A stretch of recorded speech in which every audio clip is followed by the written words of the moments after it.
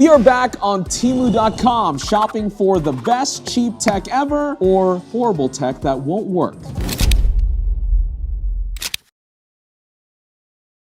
Let's go to best sellers. Hot. Oh, look, a mini printer for iPhone and Android. Portable thermal photo printer for gift, study, notes, work, photo, picture, memo. The SEO bait is real as always on Temu.com. Say goodbye to the handwritten Geif paper inside. What? I'm gonna add this to cart. This looks kind of fun. Oh, look at this. An inspection camera with light. This looks like the thing that the doctor uses to find things inside of you. Yeah, they use industrial grade cores. Oh yeah.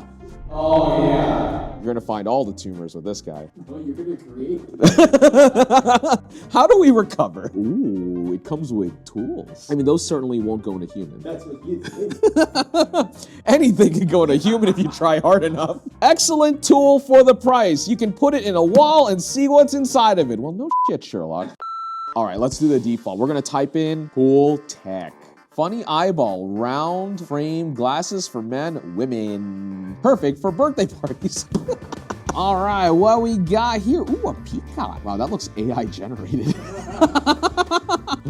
A 2-in-1 light up saber that lights up in 7 colors. Connect both of them together and do like meow, meow, meow, meow, meow, meow, meow, meow. Why do I have to buy it? I know you're just gonna edit the lightsaber on my head. I saved myself 16 bucks right there. Yo, this is wild. What the f is this? Winter windproof plush hat. So this is like if you want to style on the homies if COVID-2 drops. This does not look pleasant. Sold. What do the reviews say? These are amazing. LOL. If you live in a windy city, these hats will save you and your kids. How? Cute. Seems functional. Seems functional. Bro, there's only one function to it. What the f is this? Whoa! Oh, that looks painful. Beats any earring that a man or woman might want to display. Oh no, no. Even better, you can get it in gold.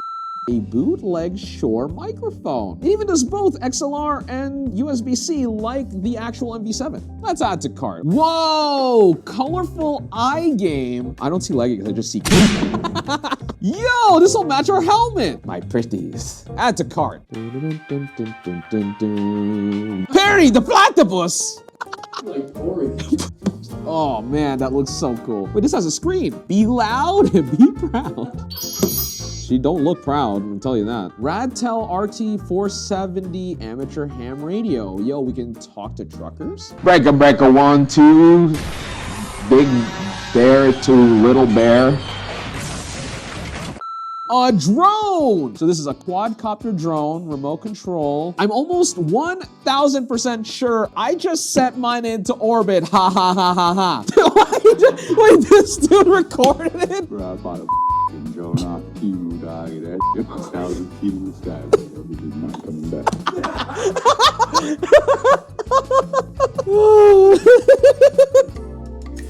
Alrighty, our items from Temu have finally arrived, so let's get to unboxing some tech. Immediately, I am drawn to this microphone because it has some very nice packaging and it is very reminiscent of the Shure MV7. So let's see, it's a cardioid pattern microphone. All of the specs are over here. It does XLR and USB Type-C, which is pretty similar to what you get on the MV7. It allows you to do both. How much did this cost us? All right, so this microphone is $49.48, which compared to the MV7 from Shure, that mic starts at $260. If it can offer at least a fifth of the sound quality, I think we're in business. But let's just dive into the box and see what we get here. That just looks like an MV7. I'll get to the microphone in just a second. We have some other accessories here. A USB-C cable, which has a USB-A on the end as well. We also have an XLR cable, so you can plug this in to your audio interface on your desk. The presentation and the packaging here is really impressive. So just like the normal MV7, we have a little windscreen, and there's also controls on top here. Do not use in a humid, dusty environment or near a fire source. Well, don't get us awesome. Whoa, okay. At least from the feedback that I'm getting from the headphone jack on here, this sounds pretty decent. It's a little sibilant. There's not a lot of body to my voice, but maybe if I get closer, get that proximity. Hello, ASMR. I should probably record some of this on my laptop, huh? All right, so this is what the VM70 sounds like when I am plugged directly into my MacBook and recording in Audacity. All right, so we're gonna get the proximity effect here. I'm gonna get up here and close. Gonna pretend that I'm a real podcaster on This Is. Little bit of noise here, but that's fine. That's normal. Yeah, let's just take a listen and hear what this audio sounds like. Whoa! Are you serious? The body that I wasn't getting out of the preview on the microphone absolutely comes through in Audacity. And I'd argue, now I don't have the MV7 here, but it sounds really close. This is a bargain. Holy shit. Oh shoot, so you can get it on Amazon, but it is $10 more than what it costs on Temu. That's a dub if I've never seen one, jeez. Next item up, let's look at this smaller box. So this is the E99 drone. All right, so this reads as a pro drone, which considering that I spent $18.48, it's probably the furthest thing from pro. But if it flies, that's all I really care about. HD camera, dual camera, real-time hoto and video. Hoto and video. Do you like taking hotos? It wasn't a rhetorical question. Oh, you're asking? You know a company is official when their email is a Hotmail account? There's nothing for it. Let's see what we get in the what? For an $18 drone, we get a nice little carrying case, and we get, okay. I mean, it looks fine. That is very light. This is a symphony in plastic, if I do say so myself. Not even a gust of wind, like a sneeze like I did earlier, would probably knock this thing off its axis. Like, I'm not even kidding. This controller also looks like a very bootleg DJI. Like, if you squint very hard, this kind of looks like the controller for the Mini 3. Those sticks feel okay. Oh, the battery's actually rechargeable. I love how it has an FCC label on the side, as if this thing is going to follow any sort of regulation whatsoever. Oh, that's cheap. All right, you know what? We'll be right back. I'm gonna go download the app, set up this drone, and we'll see how good this thing actually is. So we have our E99 Drone Pro over here. Have not tested it out or anything. I'm gonna put the battery pack, which has been charging, in. Hopefully it doesn't slice my hand open. Okay, so I'm gonna put this thing down. Okay, turn on the drone.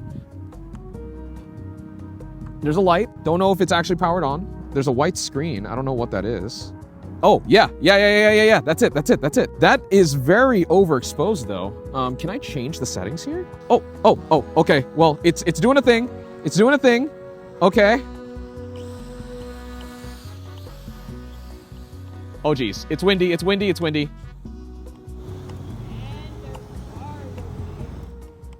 All right, we're going down. I landed it. So the issue with this is I do not have a way to change the exposure on the camera, which doesn't fill me with confidence that I can use this to actually film anything or even use it as my eyes in the sky. The other thing I don't like about this drone is that there's no way for it to come back home. I'm gonna take this to the back though. I want this in more open space. I'm afraid it's gonna chop my fingers off. It could turn on at any moment. If we lose this on the roof of the Overclock Media building, don't tell Austin. So we're gonna rule out the phone, but let me try one more time flying the drone. It is pretty windy. This drone is very light. Oh, sorry. Oh. Okay, coming down. Oh, I can pitch back. Come this way. Okay, I have a little more control now. I kind of get it. I'm getting the gist of it. Look at this. Because the higher I go, the harder it will be to stop. But I have a little more control over it now. The thing is that I don't have a great sense of orientation because my POV is not really great. Oh God. Come toward us at least. Hit us, not the stranger's car.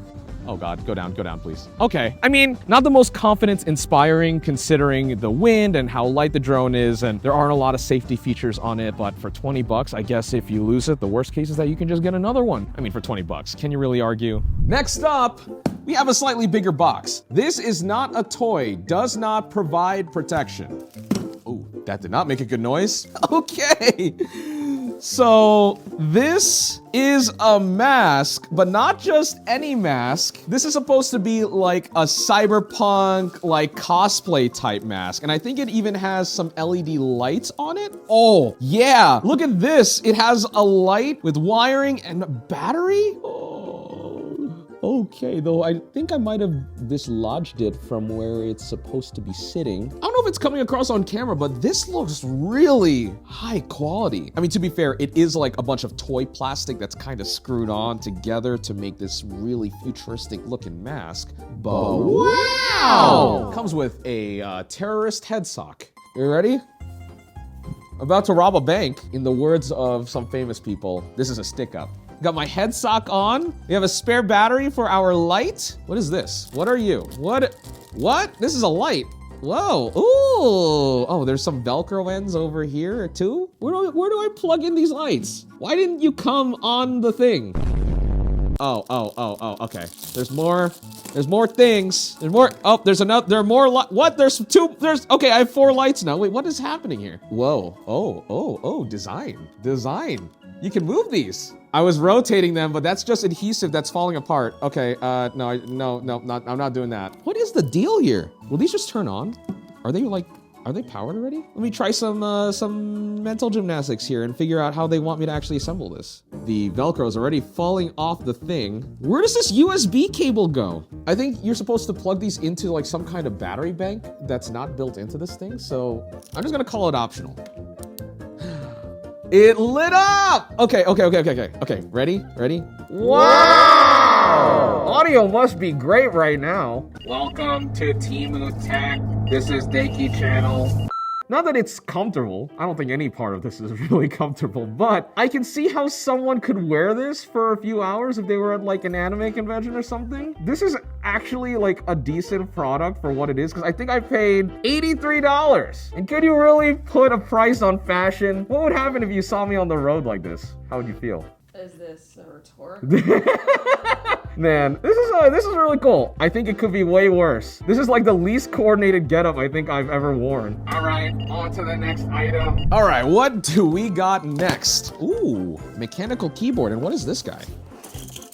I forgot I ordered these, and I'm happy that they were packaged with the keyboard. You know what? Maybe these will help me unbox. Okay. Once you put one on, it's definitely hard to put the other one. 2 hours later. All right, so this is our Zingmang X87 mechanical keyboard. It looks like it's in a very fun color, and it is wireless Bluetooth. It'll work with desktop PC, laptop, tablet, also made in China. Is there anything interesting on the box? Yep, the box has nothing interesting on it. Let's just open it up. All right. Oh, okay. Okay, we got a pretty solid bit of kit here. We have our wrist. I'm committed to the bit. In all seriousness, this is the X87 wireless mechanical keyboard. Oh, that is a pretty color. Look at this. Dang, I love the color. This is kind of like an ube kind of purple. Oh, that looks really slick. We also have an aviator USB-C cable, and most importantly, a cloud wrist rest. Ooh, it doesn't have the best smell though. Ooh. Ah, smells like the paint they probably painted it with. Oh, that feels very comfy though. Oh, that's plush. Let's do some test typing. Ooh, that space bar though. The stabs do sound like they were worked on. They're not rattling or anything. Dude, this keyboard sounds great. How much did we pay for this? So this whole entire set, the keyboard, the wrist rest, and the aviator cable go for $60 on Temu. What kind of switch is this? Temu. This is a very linear actuation that feels very light, so it should be good for your FPS games. But I don't want to jump ahead. Let's throw this on our gaming setup and see how it performs. Now that we're here on our gaming setup, this keyboard matches our peripherals here on the table rather nicely, especially in this purple colorway. I love the LED lights peeking through there. The rainbow looks really nice as stock, and I don't normally prefer rainbow. I'm gonna actually keep it this way. And our wrist rest is as plush as ever, almost memory foam levels. Though, I don't like the shape on it. It does give your wrists really nice places to rest and kind of grip to, though at least aesthetically, it looks like a cloud, and that's what they were going for, and I think it matches with the whole purple and everything. But most importantly, we have to test the way this thing actually types. So let's do that right now. We got monkey type up. This feels very nice to type on and also makes pretty decent sounds as well. It's not the most premium sounding keyboard out there. I don't want to set the expectation that high, but at least the spacebar does have pretty decent stabs on it. There's no rattling or anything. Shift and enter sound very solid as well. And while the crispiness of these linear switches aren't exactly my preference, they're not overly light. I think the weight is really good on them, but I think for the sound, I think these linears sound pretty good too. Overall, I like this setup a lot. With the entire kit for 60 bucks, it's really hard to go wrong. Next up, we have head circumference 55 to 60 centimeters. Okay, so I think I bought another mask. So you remember that thing that happened about, 3 years ago where some people coughed? And, this is something that exists probably because of that. It is I, the COVID bear. I'm certainly not getting sick wearing this. I am protected from the outside. I'm just gonna do the whole video like this now. This is like the world's hazmat helmet. Oh my, oh. This is the kind of plastic that gets very staticky. It's kind of like rubbing a balloon on your face. Oh, that feels so, What do I think? Do I look good? Stylish? In vogue? Achoo! See, now we're not getting sick. It's getting very hot in here though. Yeah, okay, this thing is cool. I like the way it looks, but realistically, I don't think that this is going to be doing all that much. In fact, it's a little inconvenient. Yeah, it's very hard to see. I would not feel comfortable wearing this outside for more than like 10 minutes.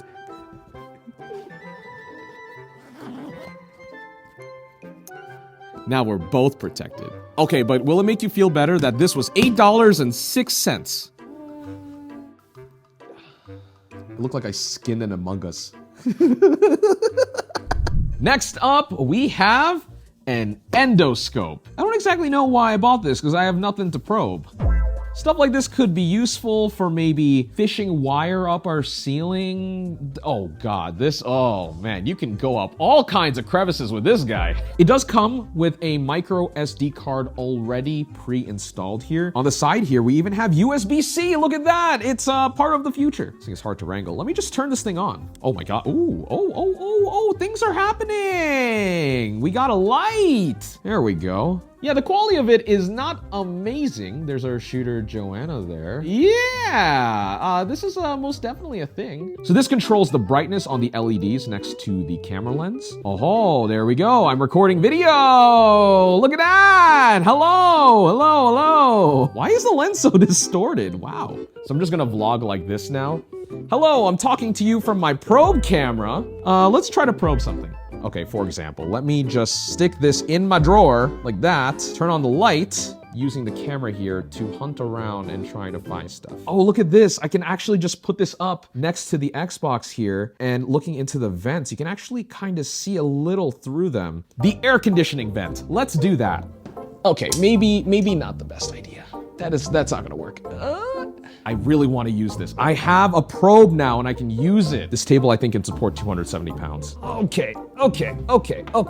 This is the most awesome thing I think I've done. Okay, so I have it in our vent. It is in our vent. Yeah. Look at that. Yeah, this is just a bunch of like metal and styrofoam. There's nothing really special up there, but I didn't even know this was styrofoam before, so this is already teaching me things. I'm learning about HVAC. Hi, Austin. What are you doing?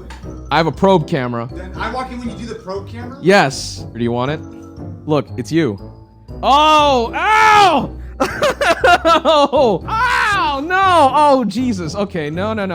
I did stick that in the HVAC, so. There's worse places you could have put it. Wow, there's so much other stuff here. So they got some tools for probing. You see that? This is a probing tool. You can take a look at my cavities. Ken, you need to go see the dentist immediately. To maybe terminal, I'm sorry to say. Terminal? I'm gonna die? How much do you think this was? If you had to take this.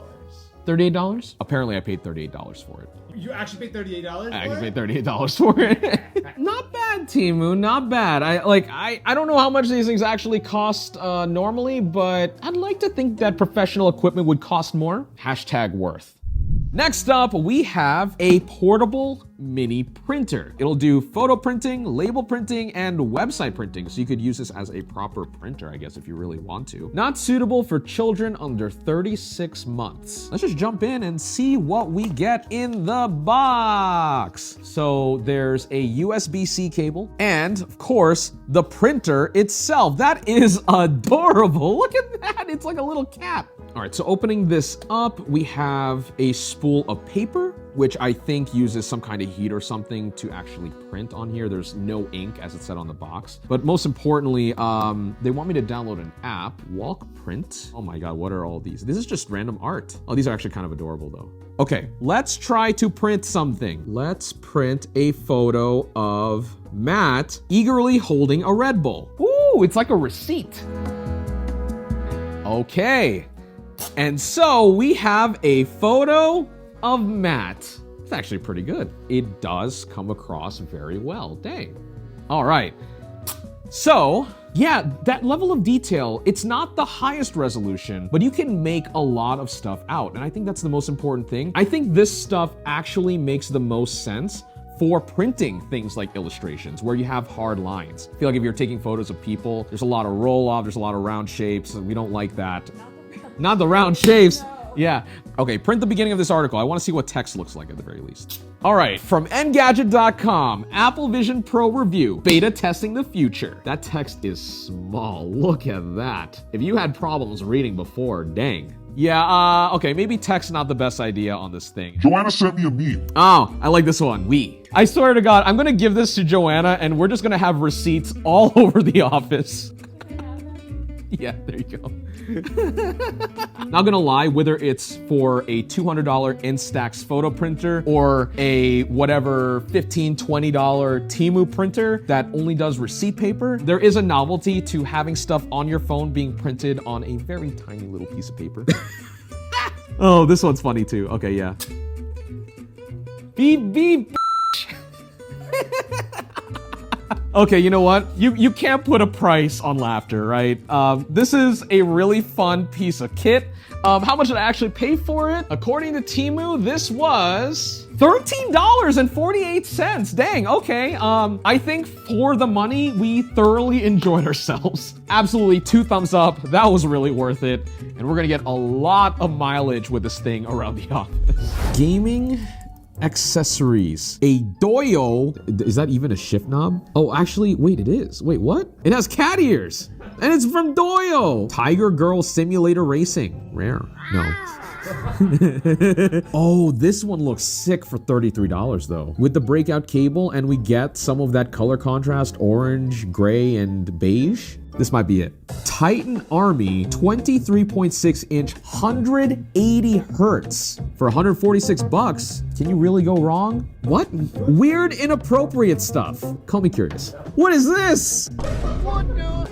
Halloween's right around the corner. Razer Purgatory Viper Standard Edition wired mouse. It's perfect and cheap. Just like me. Oh, sorry, Luke. Very father and original. Very father. What? Ajaz X Nacodex X. Nacodex X gonna give it to you. This, oh my God, look at that is 2B. Oh, look, it's Zorro with wrist support. Man, Teemu out here with the thirsty mouse pads. Oh, this Symphony LED super large luminous mouse pad. Okay, you know what? For 10 bucks. What is this? A whale resin lamp? And it comes with little divers too. Because it is a handmade product, the shape of its wood is random. Wow, same. Got him. 24-hour breathable. What happens after 24 hours? You don't want to know. Whoa! When dry, the mat is solid white. When wet, magic, the mat turns red. Yo, Temu, what is this? Why did he skip leg day? Look at it. Man, we're just getting better and better with these. Look at this. Okay, you know what? I think our gaming setup needs a little bit of art. This will go great with our wall painting. The Assman license plate. I'm also a New Yorker, so we've spent $300.08 on Temu.com. Now it's time to put in our order and hope to God everything shows up. Nice cock, Assman. I can't wait. All right, all of our stuff from Temu finally showed up, so let's see what we got. We have the AJ199 gaming mouse, and we also over here have a little desk pad and our keyboard. The T8 RGB mechanical keyboard from Ziolang. Cool, so we have our cheap gaming peripherals here.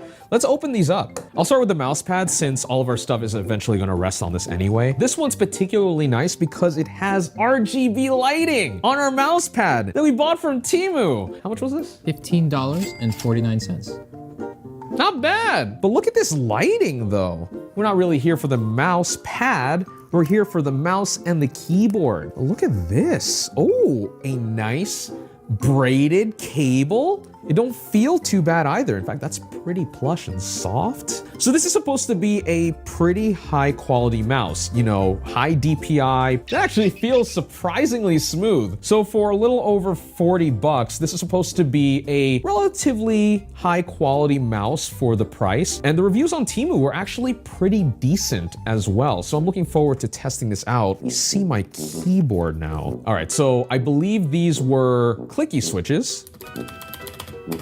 They're definitely loud, but they sound pretty decent for, how much did we pay for this? $33.22. $33 keyboard, let's go. Let's see how much air this one gets. Oh, you can hear the pinging though on that one. It like reverberated. It actually is pretty substantial. There is some weight to this. Oh yeah, and it also comes with an aviator cable. Did they give me the other half to the aviator cable? Yes, they did, okay.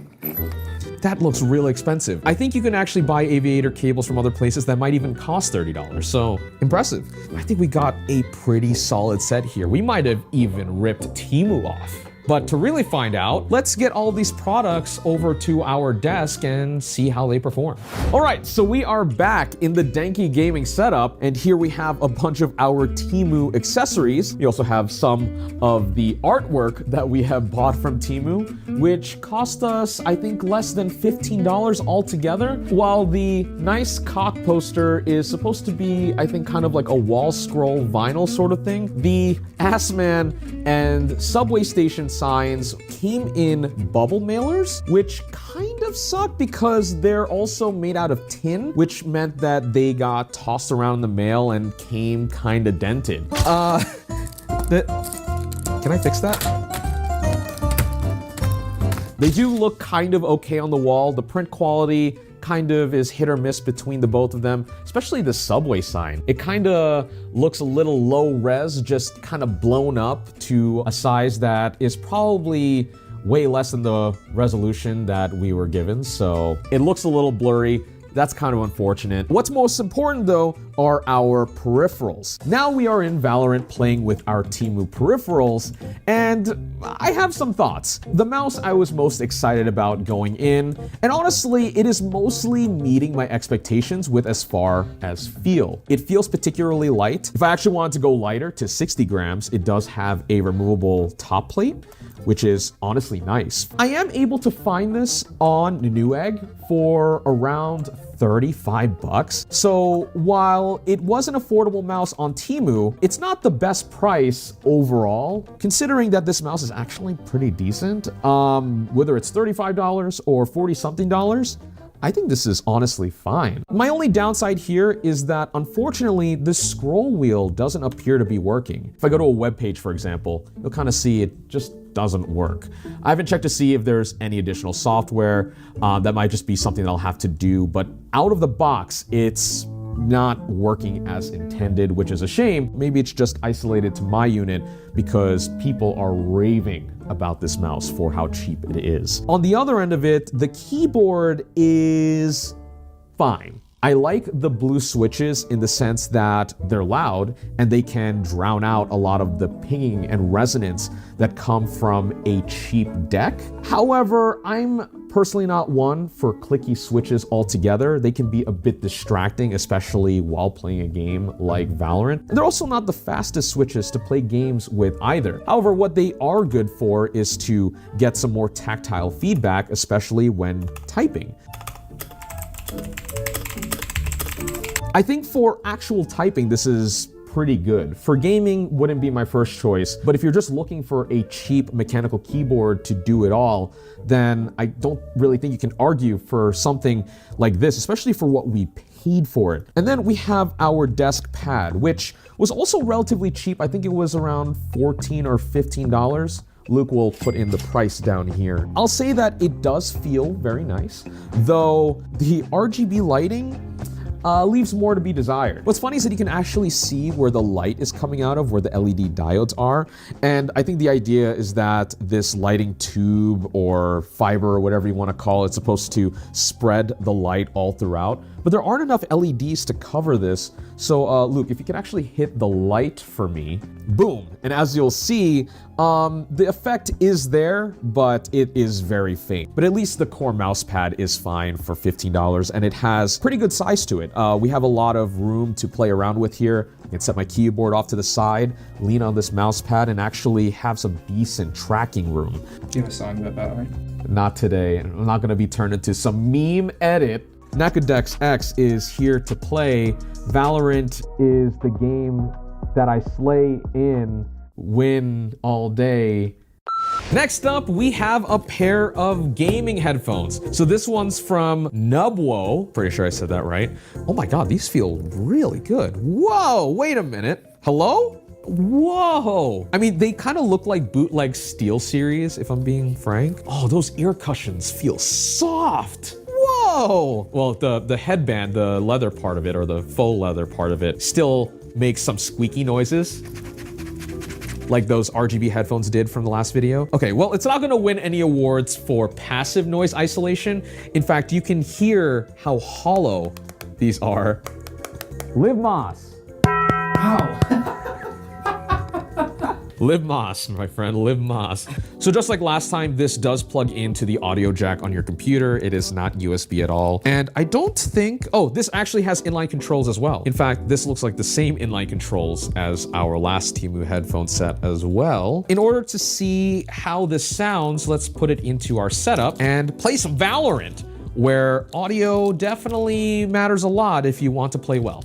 All right, so now we are playing Valorant with our gaming headset. The sound on these headphones are surprisingly good. It is a light headset, so I'm not feeling any of the fatigue that comes with wearing a gaming headset. I can definitely hear the enemies around me pretty well. I do have some pretty decent detail when it comes to bass and treble. It isn't as muffled as the last pair of Temu headphones that I tried, which is already an upgrade. And I think they're actually cheaper than those RGB headphones too. I think we're saving some more money on Temu, though my gameplay still has not gotten better. It's also hard to just talk and play games. I'm very bad at that. Ooh!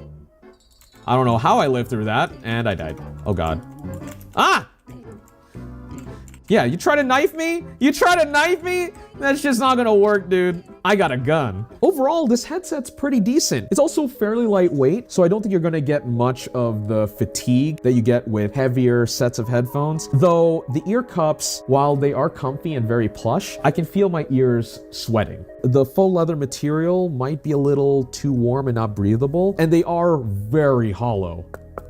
The isolation on these things, the passive isolation, is not particularly great, so you will want to use this in a quieter room. Let's actually listen to what the mic sounds like. But I do have some pretty decent detail. That sound quality from the mic is decent. I mean, it sounds like a normal gaming headset microphone from like Razer or any of the actual real name brands, which is honestly surprising. There's a good amount of treble. It doesn't sound too bassy. It doesn't pick up any of the plosives really, which I think is also really good. Dang, that's also very impressive. Dude, actually take a listen to this. What? Not bad, right? No. There's no reason these should sound this good. Yeah, overall, right? Not bad. Hey. Not bad. Not bad, Teemu. I'm impressed. Nice. Cock. Ah! Thought that was a box. But this is our Minecraft torchlight. It's literally all it is. Oh, impressive, it has USB-C. I don't know if it's officially licensed, but it definitely has the logos and stuff on it.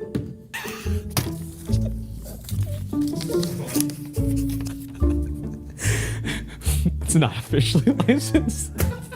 They fooled me. This is not a Minecraft torch, no. Why would it be Minecraft? It's actually a Minecraft torch. Ah, there we go. If I move it like this, you can hang this on your wall with like a nail or something, and it'll just kind of stand there like that. On camera, it looks pretty fine, actually. Just start like hitting people with it. Ow. Luke's monitoring the audio and his ears just got sent oof, oof, oof. All right, home stretch. We got our last set of items. This one is our gaming monitor. Wow. So, unlike all of the other stuff we've unboxed so far, this one comes with decent packaging. You know, actually, that don't look too bad. It looks like a fake Samsung Odyssey. It's like a little wing here. What is this? Oh, it's a headphone stand. What? What? Normal monitors don't even come with this. Wait. Yo!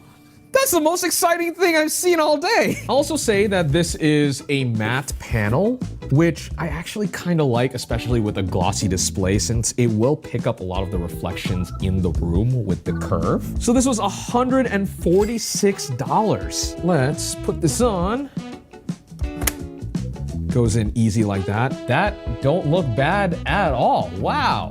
While we got our monitor out, let's unbox our final item, which is a light bar. It mounts pretty simply on top of our monitor to illuminate everything in front of it. If I can get it to sit behind it, the light actually tilts. Oh, that's actually kind of nice. Look at that. Oh, it's touch. Oh, let's go. Wow, there's nothing indicating that that would be the touch point, but okay. Those are bright. Wow. Look at that. Ready? I'm gonna turn it on. It fades in. That's pleasant. Whoa, spooky. Boo. It is me. Who else would it be?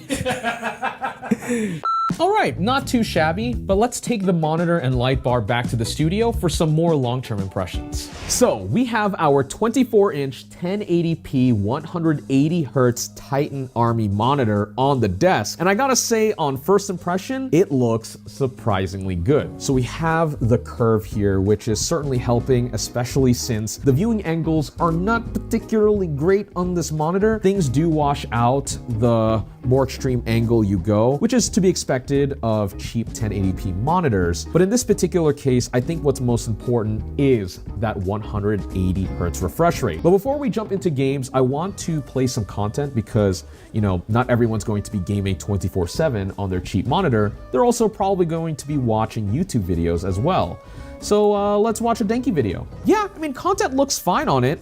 It certainly doesn't win awards for contrast. The black level is pretty high, which, to be fair, some of that is because I do have this set to a gaming mode. Don't love the Titan Army logo. It's a bit obnoxious. That's something that I probably would black out with tape or something if I were using this on a regular basis. But how does it do in gaming? So we're in Valorant right now, and I got to say, it's not wowing me in the same way that it did on paper. I am getting a bit of ghosting on this panel, especially when I'm tracking very quick, which doesn't bode me with a lot of confidence and certainly doesn't feel like 180 Hz. And we also spent $146 on this monitor when we could have gotten a better one from a company like Acer with their Nitro line, or even BenQ. I've tried at least the BenQ one, and everything looks way better on that panel.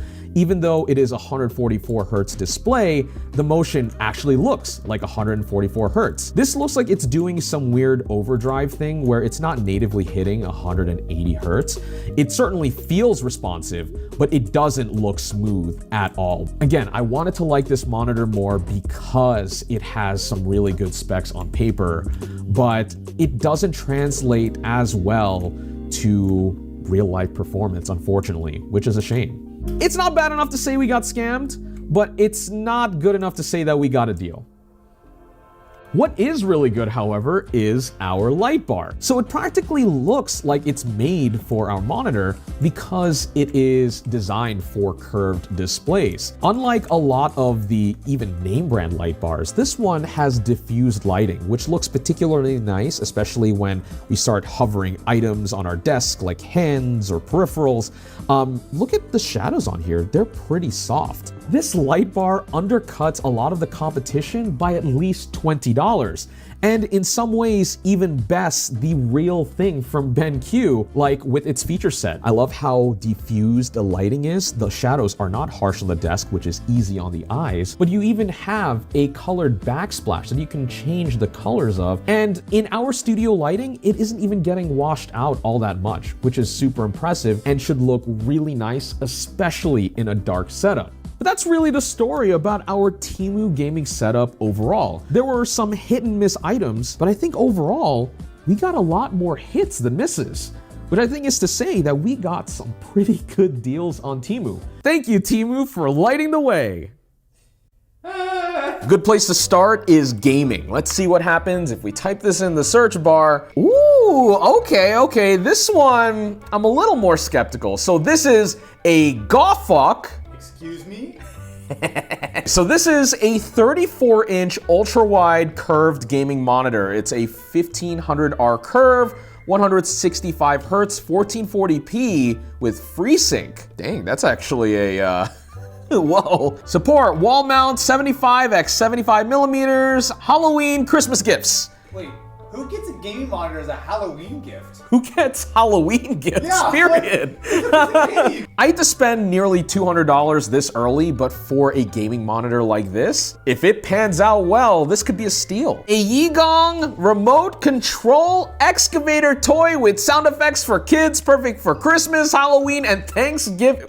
People are getting Thanksgiving gifts now too? Oh, we got categories on these reviews now. Super awesome, authentic looking. I'll be the judge of that. It's been a while since I played with one of these, but looking at the remote control, it looks like you can actually have a decent amount of fun with this. I want to buy one. Excavator yellow, it has to be in yellow. Well, what else would we get? Oh, let's do the bonus coupon. Spin the wheel, we get, oh.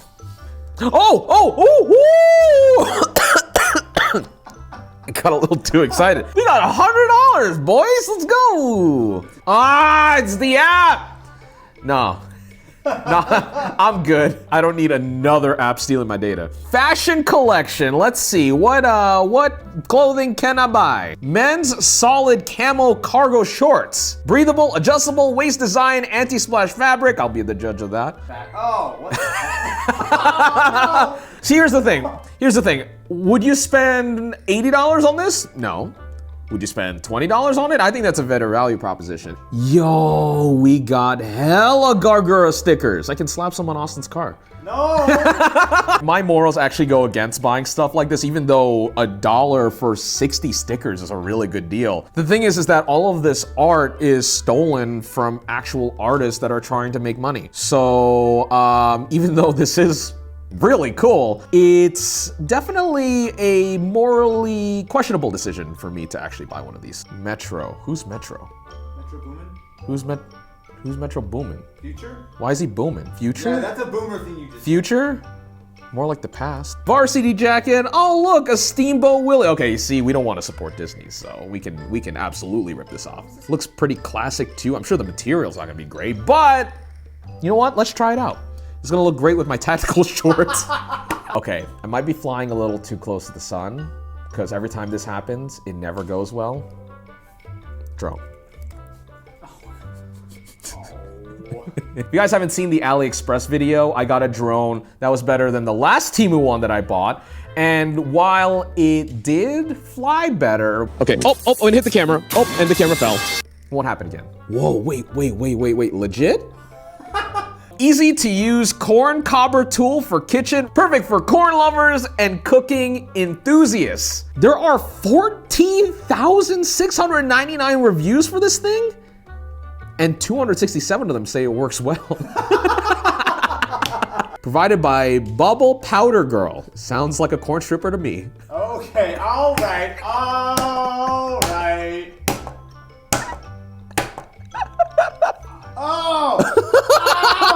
Whoa! What did bro eat? All right, we got a bunch of items in my cart. Time to check out, and I'll see you in a couple of weeks when all of it shows up. Hello, I'm back. All right, what do we have here? These are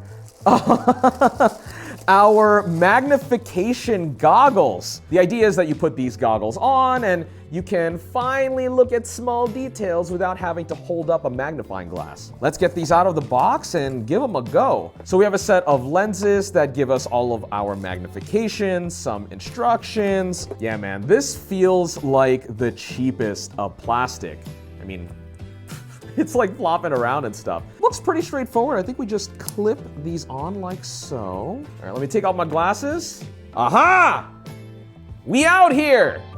Probably look like a fucking nerd. Hey, yo, wait a minute, this is working, holy crap. Yeah, with the flashlight, I'm able to see everything in clear detail. So to really test everything out, I have some gems that I bought from Temu as well. So we can see the cut quality of what China's best value website has in store for us. All right, let me get my spectacles back on. As far as I can tell, this is most certainly plastic. Not gonna lie though, you actually can see the imperfections of the way that this plastic is cut. So we have 10x, 20x, 25x, and 15x. Oh, and I have 25 right now, so these are the highest magnification. Why would I want to go lower? Oh, you know what? No, I know what the 10x is for, hold on. When you are touching stuff from this far away, you cannot see what you were looking at because everything is so out of focus. But in this box is our Giganto gem. Look at this. Oh my God, it's so heavy. Ooh.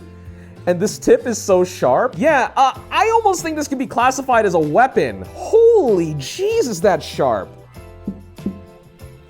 Dude, that actually pierced our table. Oh my God. Whoa. I have to get it really up close, which means that I'm not really seeing much of the actual jewel, but I can definitely see all of my fingerprints on it. Something that is really cool is that the LED lights that are coming off of these goggles are actually bouncing off into the gem itself, which makes for some very trippy visual. Yo, these goggles are pretty sick, low-key. How much did they cost? $7! Woo, okay. Not too shabby, all things considered. I mean, the construction's cheap, but if you really need magnification, hands-free, then this might be the play. All right, what the heck is in this guy? Oh! Whoa, wait a minute. So this is our corn stripper, cob shaver, kernel harvester? We'll go with that one. So this is some corn on the cob that I ordered from Chili's 4 hours ago. But let's see if our corn stripper does the trick. Wait, whoa, whoa, whoa, whoa, whoa, whoa, whoa, whoa, whoa, whoa. I don't know if I should be surprised, but yo, that worked so well. Wait a minute, hold up. Ready?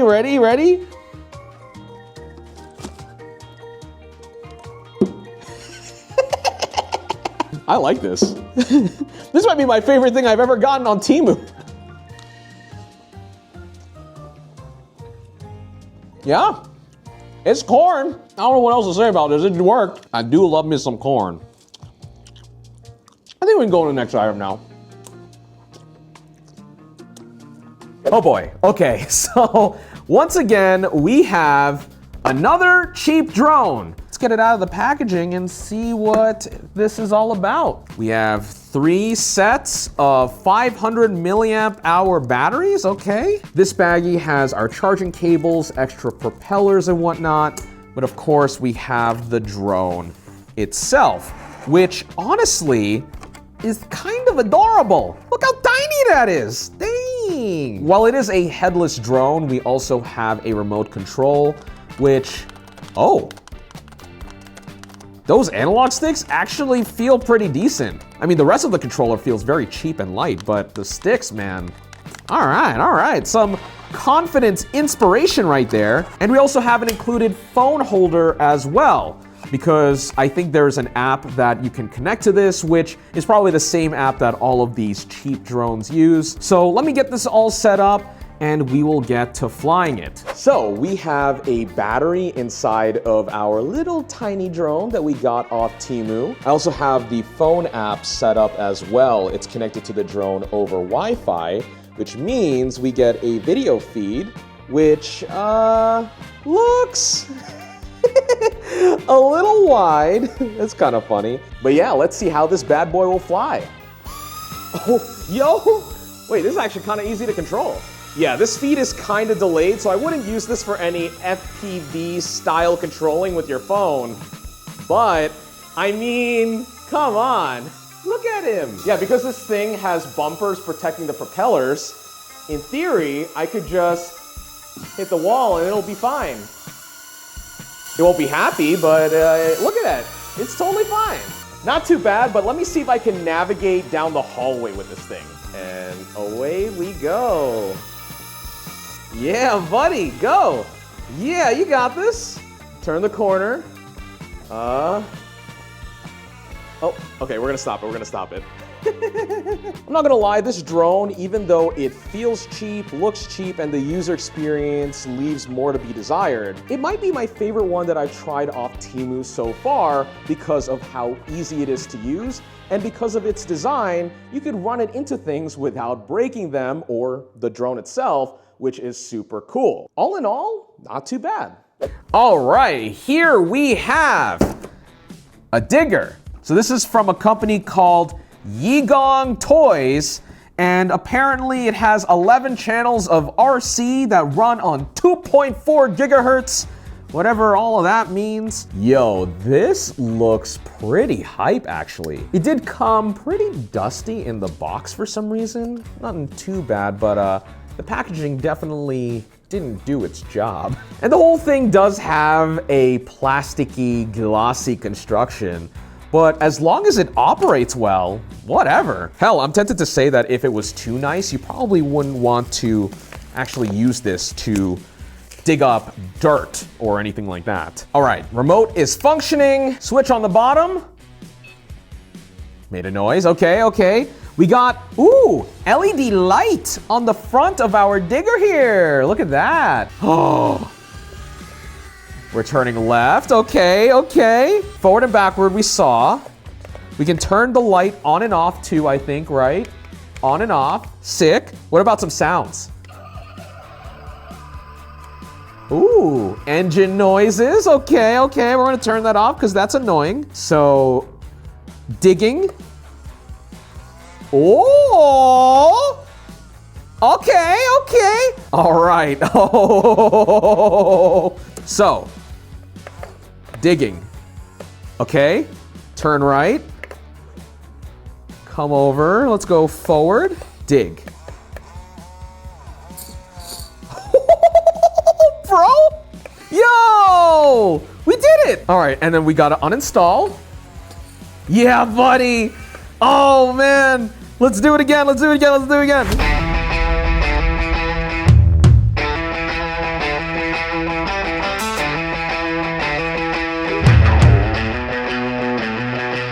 Dig.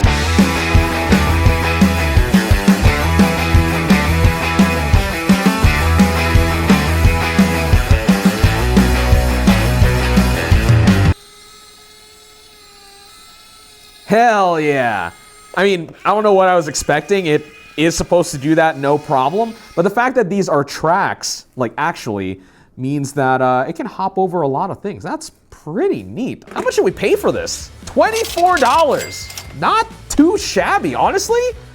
I'll buy 10 of these and I'd still be happy. Dang. Sometimes Temu is pretty bad, but when it delivers, it delivers. Next up, we have this, the Max-Free K3 foldable touchscreen mechanical gaming keyboard. That's a lot of buzzwords. I guess the main pitch here is that on top of it being a fairly standard mechanical keyboard, that it also has a touchscreen as well that we can use to run secondary apps on our gaming PC, such as Spotify, Discord, or a web browser that might not need primary attention. Whoa! Dang, okay. There's a lot more here than I expected. Oh, I forgot. Oh. That don't sound good at all. Oh, this is the keyboard itself, and it is hefty. This is, oh my God. Definitely not a Temu feeling product. This is high quality. Dang, okay. There's a button to release the screen. Okay, so don't force the screen down or it's going to sound like it's gonna break. Wait, there are speakers on this too? What? Oh, wait, no, there's more stuff on the back here. Wait a minute, wait, hold up. This is a whole hub. Guys, there's a whole hub on the back of this, look. What the heck? So it's got a micro SD card slot, power button, and get the fuck out of here. Dude, this thing has an M2 SSD slot in it. What the? Whoa, okay. Good job here, whoever made this again. I already forgot your brand name. Max-Free. Good job, Max-Free. Gonna remove our protective film. Oh, and the screen is working. Look at this. Oh, yo. And now that I've set it properly in Windows, this display don't look bad at all. All right, 95 words per minute, which is way better than what I normally do. And I love the feel and the sound of this keyboard. Under the keycaps, we have some kind of linear switch. Yellow Gatorons. Okay, that would explain it. There's a decent amount of weight to it. It's not too light, but as a linear switch, this will be perfect for FPS. It also sounds like everything is lubed as well, and the stabs are decent. So that was the keyboard. What about the touchscreen? Oh yeah, look at that. The way that the screen articulates is with predetermined click stops, which is fine once you hit the stop, but there is a bit of play to this. And with enough force, you can overpower those stops. Especially when you do, it almost sounds like you're breaking it, which doesn't feel all that good. Now the real question is, how much did we pay for this? Survey says $201, which honestly isn't all that bad. When you consider we get a mechanical keyboard that's maybe $100 to $120, we even have a fancy knob here to adjust our volume, and also have a 13-inch touchscreen, which probably goes for around 80 to 100 bucks as well. And on top of that, a USB-C hub and a external caddy for some kind of M2 SSD. For 201 bucks, this is awesome. And I'd argue that you could spend 250 or even 300 bucks on this thing and still feel like you're not wasting your money. As far as items on Temu go, this might be about as good as it gets, which is a shame because we have a few items left in this video. This one is huge. I forgot we ordered this. We have a portable Bluetooth speaker, but portable is not the word that I would use for this. I didn't expect it to be this big. Oh, that's why I ordered it. It's not just any Bluetooth speaker. It also comes with microphones so you can do karaoke. In case you guys missed it, I made a video on the channel a few weeks ago where I talked about why I love karaoke in Japan, but also showed off some options you can buy for your own home that don't cost thousands and thousands of dollars. And this is one of them. You know, for as big as this setup is, It is very light. Can I increase the bass? Oh yeah, we got some controls on the side. Look at this. All right, bass all the way up. Treble, let's turn that down. Bass boost, let's hit that.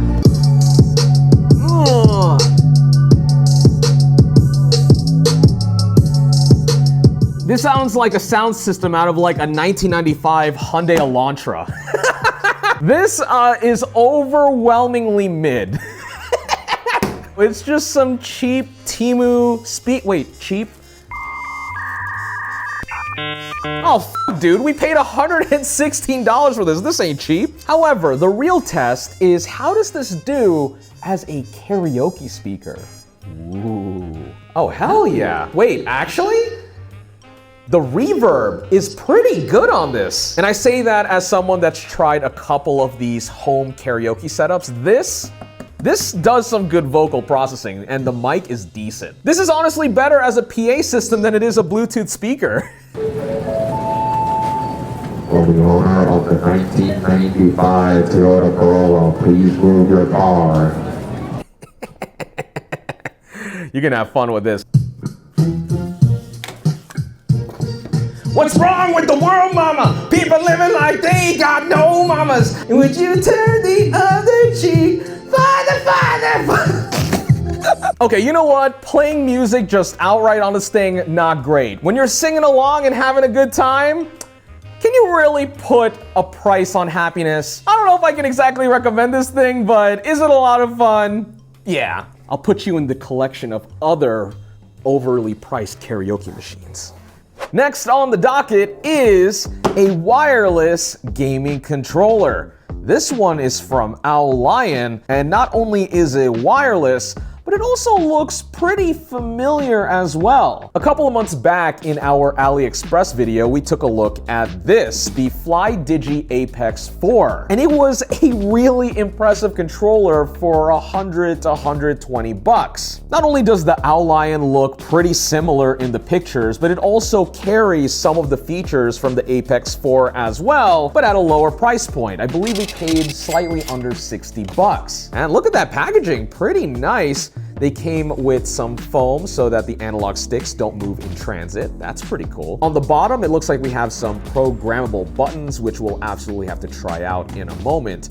And I gotta say, I just really love this translucent orange look. But before I give this guy a proper test, we have another gaming accessory that I want to unbox. This right here is our 34-inch 1440p ultra-wide gaming monitor. All right, let's just break this out of the packaging. Oh yeah, this monitor is from a company called Overclock. Go f yourself. Yo! Might I remind you that again, this cost us $190 on Temu. And while we haven't started it yet, this thing is massive. All this has to do is look halfway decent for gaming and we're good. But let me get this set up in our gaming corner and I'll get back to you with some impressions on this as well as our $60 controller. All right, so I have the Overclock 34-inch Ultra... It just shut off on me. All right, as I was saying, we have this ultra-wide monitor hooked up to our gaming PC. And before we jump into a game of Valorant, I want to judge this based off of watching some content, since that's about the most basic use I think the monitor will get outside of clicking some heads. Though, not a great start that it keeps restarting on me. Now, if I'm judging on the image quality alone, something that I'll say is that it feels really immersive with this 1500R curve. Not only does it make the monitor easier to see since it matches the curvature of our eye and the way that our peripheral vision works, obviously this isn't the most aggressive curve you'll see on a monitor, but at the very least it does a decent job of making the thing you are watching feel fairly real. Where I do see the compromises in quality on this display, however, has to be with the color and the contrast. Now some of this will absolutely have to be how this particular video I'm watching on YouTube YouTube is color graded, but in particular, I don't like the black level that you get with this monitor. I think it's raised a little too high. It almost feels like the image is washed out. Like this patch of trees over here should have some detail, but it's just all mud. Like there's nothing over here, which is unfortunate. All right, so now that I'm in Valorant, I think my thoughts on the contrast and color are still somewhat spot on. In some darker areas, the black level does hurt quite a bit. And some of this might have to do with the fact that we have a matte finish on this display. Yes, this means we have less reflections, but a lot of the ambient lighting in this room are honestly being diffused into the finish of the display itself, which can wash out the image. But also I think in especially regards to the color, it is absolutely fading the result here. This lack of shadow and color detail also becomes apparent, especially once you go into darker environments in whatever you're watching. This is borderline unacceptable for me. I've used some really bomb-ass 1080p 24-inch monitors, and they blow this out of the water. This isn't even mentioning the other selling point of this monitor, which is the fact that it can hit a 165 Hz refresh rate, but even that is not particularly impressive. In fact, there is a lot of motion blur happening in this image, which leads me to believe that the response time isn't that good. So, is the Golfwalk 34-inch ultra-wide curved monitor terrible? Not by any stretch. I think for everyday tasks and even light gaming, I think it's pretty decent. But would I get it for heavy gaming, competitive titles, and watching content? Probably not. I would probably grab something else that could be even cheaper as well and offer better value. What is better is this Owl Lion controller, which again, we got off Temu for around 50 to 60 bucks. However, I am happy to report that on Amazon, you can actually find one of these bad boys for around $25, which I think at that price is a steal. Consider that you get programmable buttons and software customization. Granted, I am using this more surface level, so I haven't necessarily tried those. But at 25 bucks, even if they didn't work, this is a solid controller. The buttons on the front almost feel Xbox OEM. The analog sticks feel great as well. Our bumpers have a really nice click to them. And of course, the aesthetics on this thing are awesome. The glossy, transparent plastic shell on this thing can get pretty grimy, especially in the heat of some sweaty gameplay. But I do like the LED lighting around the analog sticks, and especially the white backlighting on our face buttons. It looks sharp. And functionally, all I had to do to get this up and running with Horizon 5 was plug in the USB-A dongle into my computer, and it was recognized as an Xbox controller right away. Honestly, for 25 bucks, this is amazing. And even for the $50 to $60 that we paid on Temu, not bad either. Oh man, the low price bargains begin. Look at this. An authentic Japanese samurai sword for cosplay. $3.99. Man, for $4, you can't put a price on aesthetic. Man, we got scammed once again. Look at this. It's not a $3 sword. The display, the wooden stand, is $3. This looks kind of sick to match our samurai sword. This is like you go to Japan once and all of a sudden it's your life. Okay, look, like I go to Japan a lot more than once. I'm not that corny. Oh, look at this one, the one in orange for $9.35. We got garb for the video. What other things do they have in this hot sale? Oh, yikes. That's the interrogation outfit right there. 600 megabits dual band USB Wi-Fi Bluetooth adapter. So 2.4 gigahertz Wi-Fi is like a BMW, and a 5.8 gigahertz connection is like a rocket. I love the analogy here. It's yeah, that's a way to simplify it. Luxury plating breathable mesh cooling case for iPhone 15, 14, 13, 12, 11 Pro Max plus men, women. Wow. Bold. We get all of those?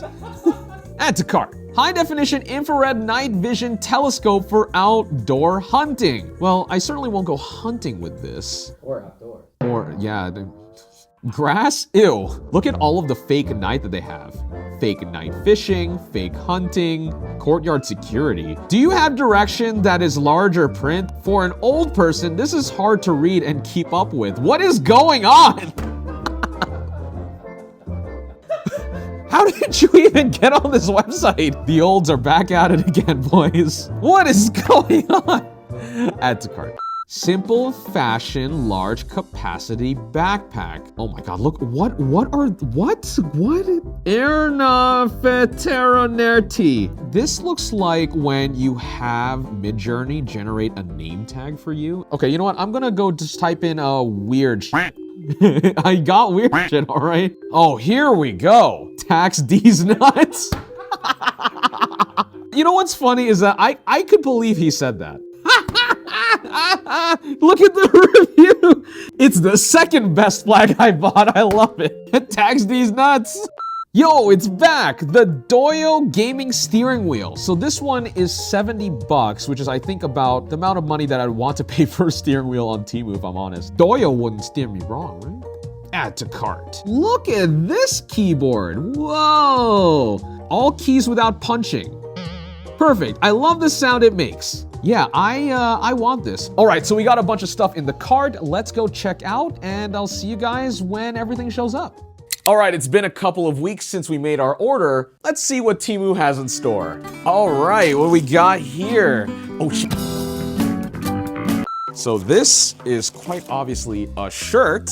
Okay, this is interesting. So the print on this is not the most high quality, I'll say. Oh, actually, this fits quite well.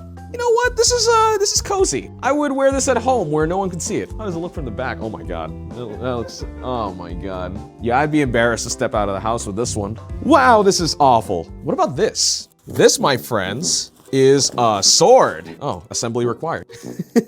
Oh, whoa, the cover's actually really high quality though.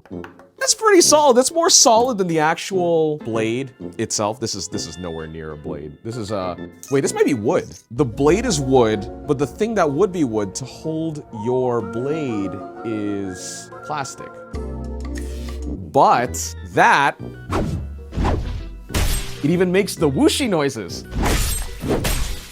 Me pretending like I actually know what I'm doing. We gotta put the little middle thing, whatever this is. There we go, look at it. Ooh, this is the most Asian I've ever looked. There's no waist holster or anything, so I'm just gonna pretend I got one. Take two. I'm samurai.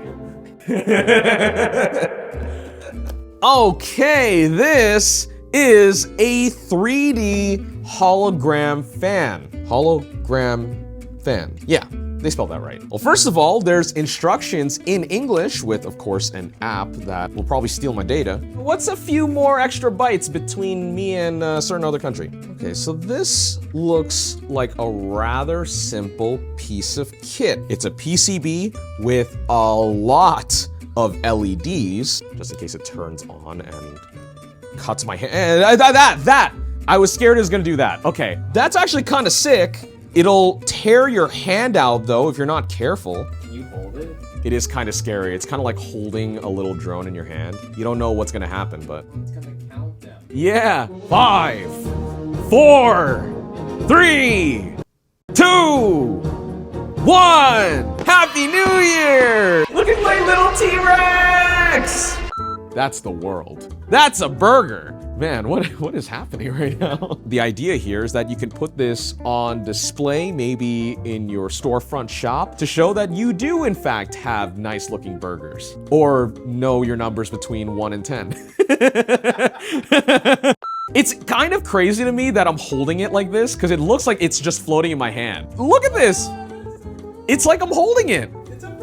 Dang, that is super cool. So for $32, I wouldn't necessarily go out of my way to buy one, but for the sake of novelty, the fact that you can even buy one on Temu is super cool. Not bad, not bad. All right, next up we have night vision. I mean, a product like this seems pretty straightforward. How this works is there's an infrared light on the bottom that'll fill the room in light that only the camera can see, which is really neat. Oh wow, that is whoa, okay, that's a better screen than I was expecting. Oh, I have to pull my own focus. It's a manual focus lens. Oh shoot.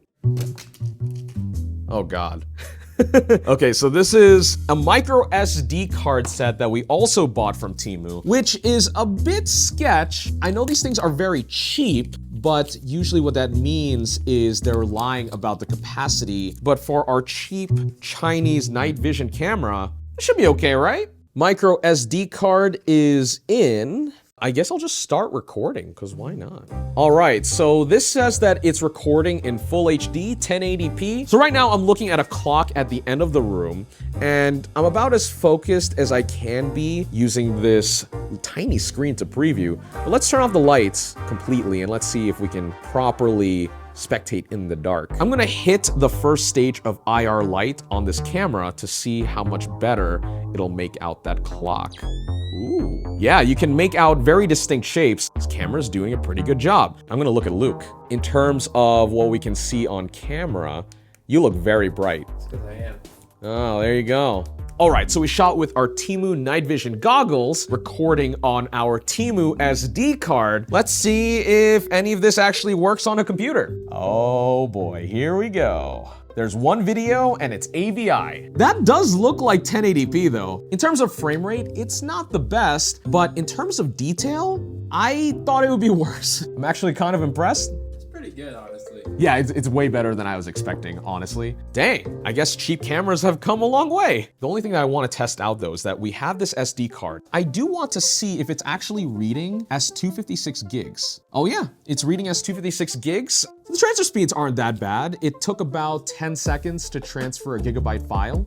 10 minutes have gone by transferring footage onto our Temu SD card, and it's not doing as bad as I thought it would be. The file transfer is slowing down a bit. It's not sustaining the speeds that we saw earlier in the file transfer, but that being said, it's still going. 2,000 years later. So our full 58 gigabyte file transferred onto the card, at least in theory, according to macOS. But when I try to play the video, the file is pretty unresponsive. In fact, it says that the document could not be opened in QuickTime, which is definitely not true. That's unfortunate, but just for good measure, I also transferred the same file from the SD card back to the computer, and I try to play that back. Same thing, it won't play on QuickTime. If you're looking to get a 256 gig SD card for something more important, probably don't buy it off Wish. Temu. They might as well be the same website. What do we have here? So we have 1, 2, and 3. These are, it says a lot of things in Chinese, but most importantly, RGB. Oh, it's a macro pad. I forgot I ordered this. Oh, that actually feels really high quality. It's got an acrylic base with a metal knob that pushes down but also does knobby things. It also has 3 buttons with blue switches. Obviously this thing's not artisan, but for 13 bucks, not crazy if you just wanted to have simple access to macros on your desk. And we have this guy, which appears to be a mouse. Oh, you ready for this? Man, this almost looks like a clear Magic Mouse, only I think it looks way better, and the USB-C port is on the correct side of the mouse. So it has a magnetic acrylic top that you can just take off, which reveals the USB-A dongle, and also just the internals of the mouse as well, which just looks really sick. What about our headphones? The KZ EDX Pro. First impressions, in terms of the look, wow, they actually kind of match our mouse with the see-through vibes. Kind of dig that, wow. I actually kind of like that this universal connector is recessed, because that way it's not gonna go anywhere, because I've definitely had these things come off on me on other headphones. On my ears, these feel pretty lightweight, though I'm having fitment issues with my left ear specifically, though they do include a bunch of ear tips in the box as well, so I'll play around with these and get full sound impressions. Holy crap. That's awesome. The thing that sets these apart, aside from the transparent colorway, is the sound quality in that it is very balanced. It's not super neutral or flat. There is a bit of color there. I like that the bass has a little bit of punch, but it's not overbearing. And the trebles come across very clear, and the mids have excellent detail, meaning that the vocals come through very well too. With these, there's a bit of airiness to it, which makes the audio sound a little more open. The vocals are so good too, because I listen to a lot of female vocals especially, and sometimes with headphones, they can pierce a little too high. But with these, I think there's a nice roll off to the highs where female vocals actually sound a bit warm. What a good buy. Wait, how much were these again? $5. Bro, I swear to God, if these are $5, I'm gonna shit my pants. It's been a while, but these things are on Temu. Holy shit! These things were $6. $6. What? Whoa, okay. These might be the best $6 headphones I've ever tried. What the f? Huh? I think we scammed Temu. All right, so we have a wired mechanical keyboard from Ajas, who we've taken a look at before in another Temu video. And this looks to be a wrist rest. Starting with the wrist rest, this is a full acrylic guy. Wow. So I have one from Newfie Studio, and this honestly looks pretty similar. This looks rather nice, and it has really grippy rubber feet on the bottom, so your wrists aren't going to push it anywhere, which is nice to see. What about our mechanical keyboard from Ajas? Comes with pink modifier keycaps. Also comes with hot swappable switches. These are looking brown, so they're gonna be tactile. And here is our keyboard. Now this is looking pretty bare bones and basic. It almost kind of looks like the $10 Dell Special with the way that the plastic is. It looks pretty cheap, and honestly, the whole thing is rather light. With our wrist rest, it actually aligns perfectly, which is great. The keyboard actually doesn't sound too bad.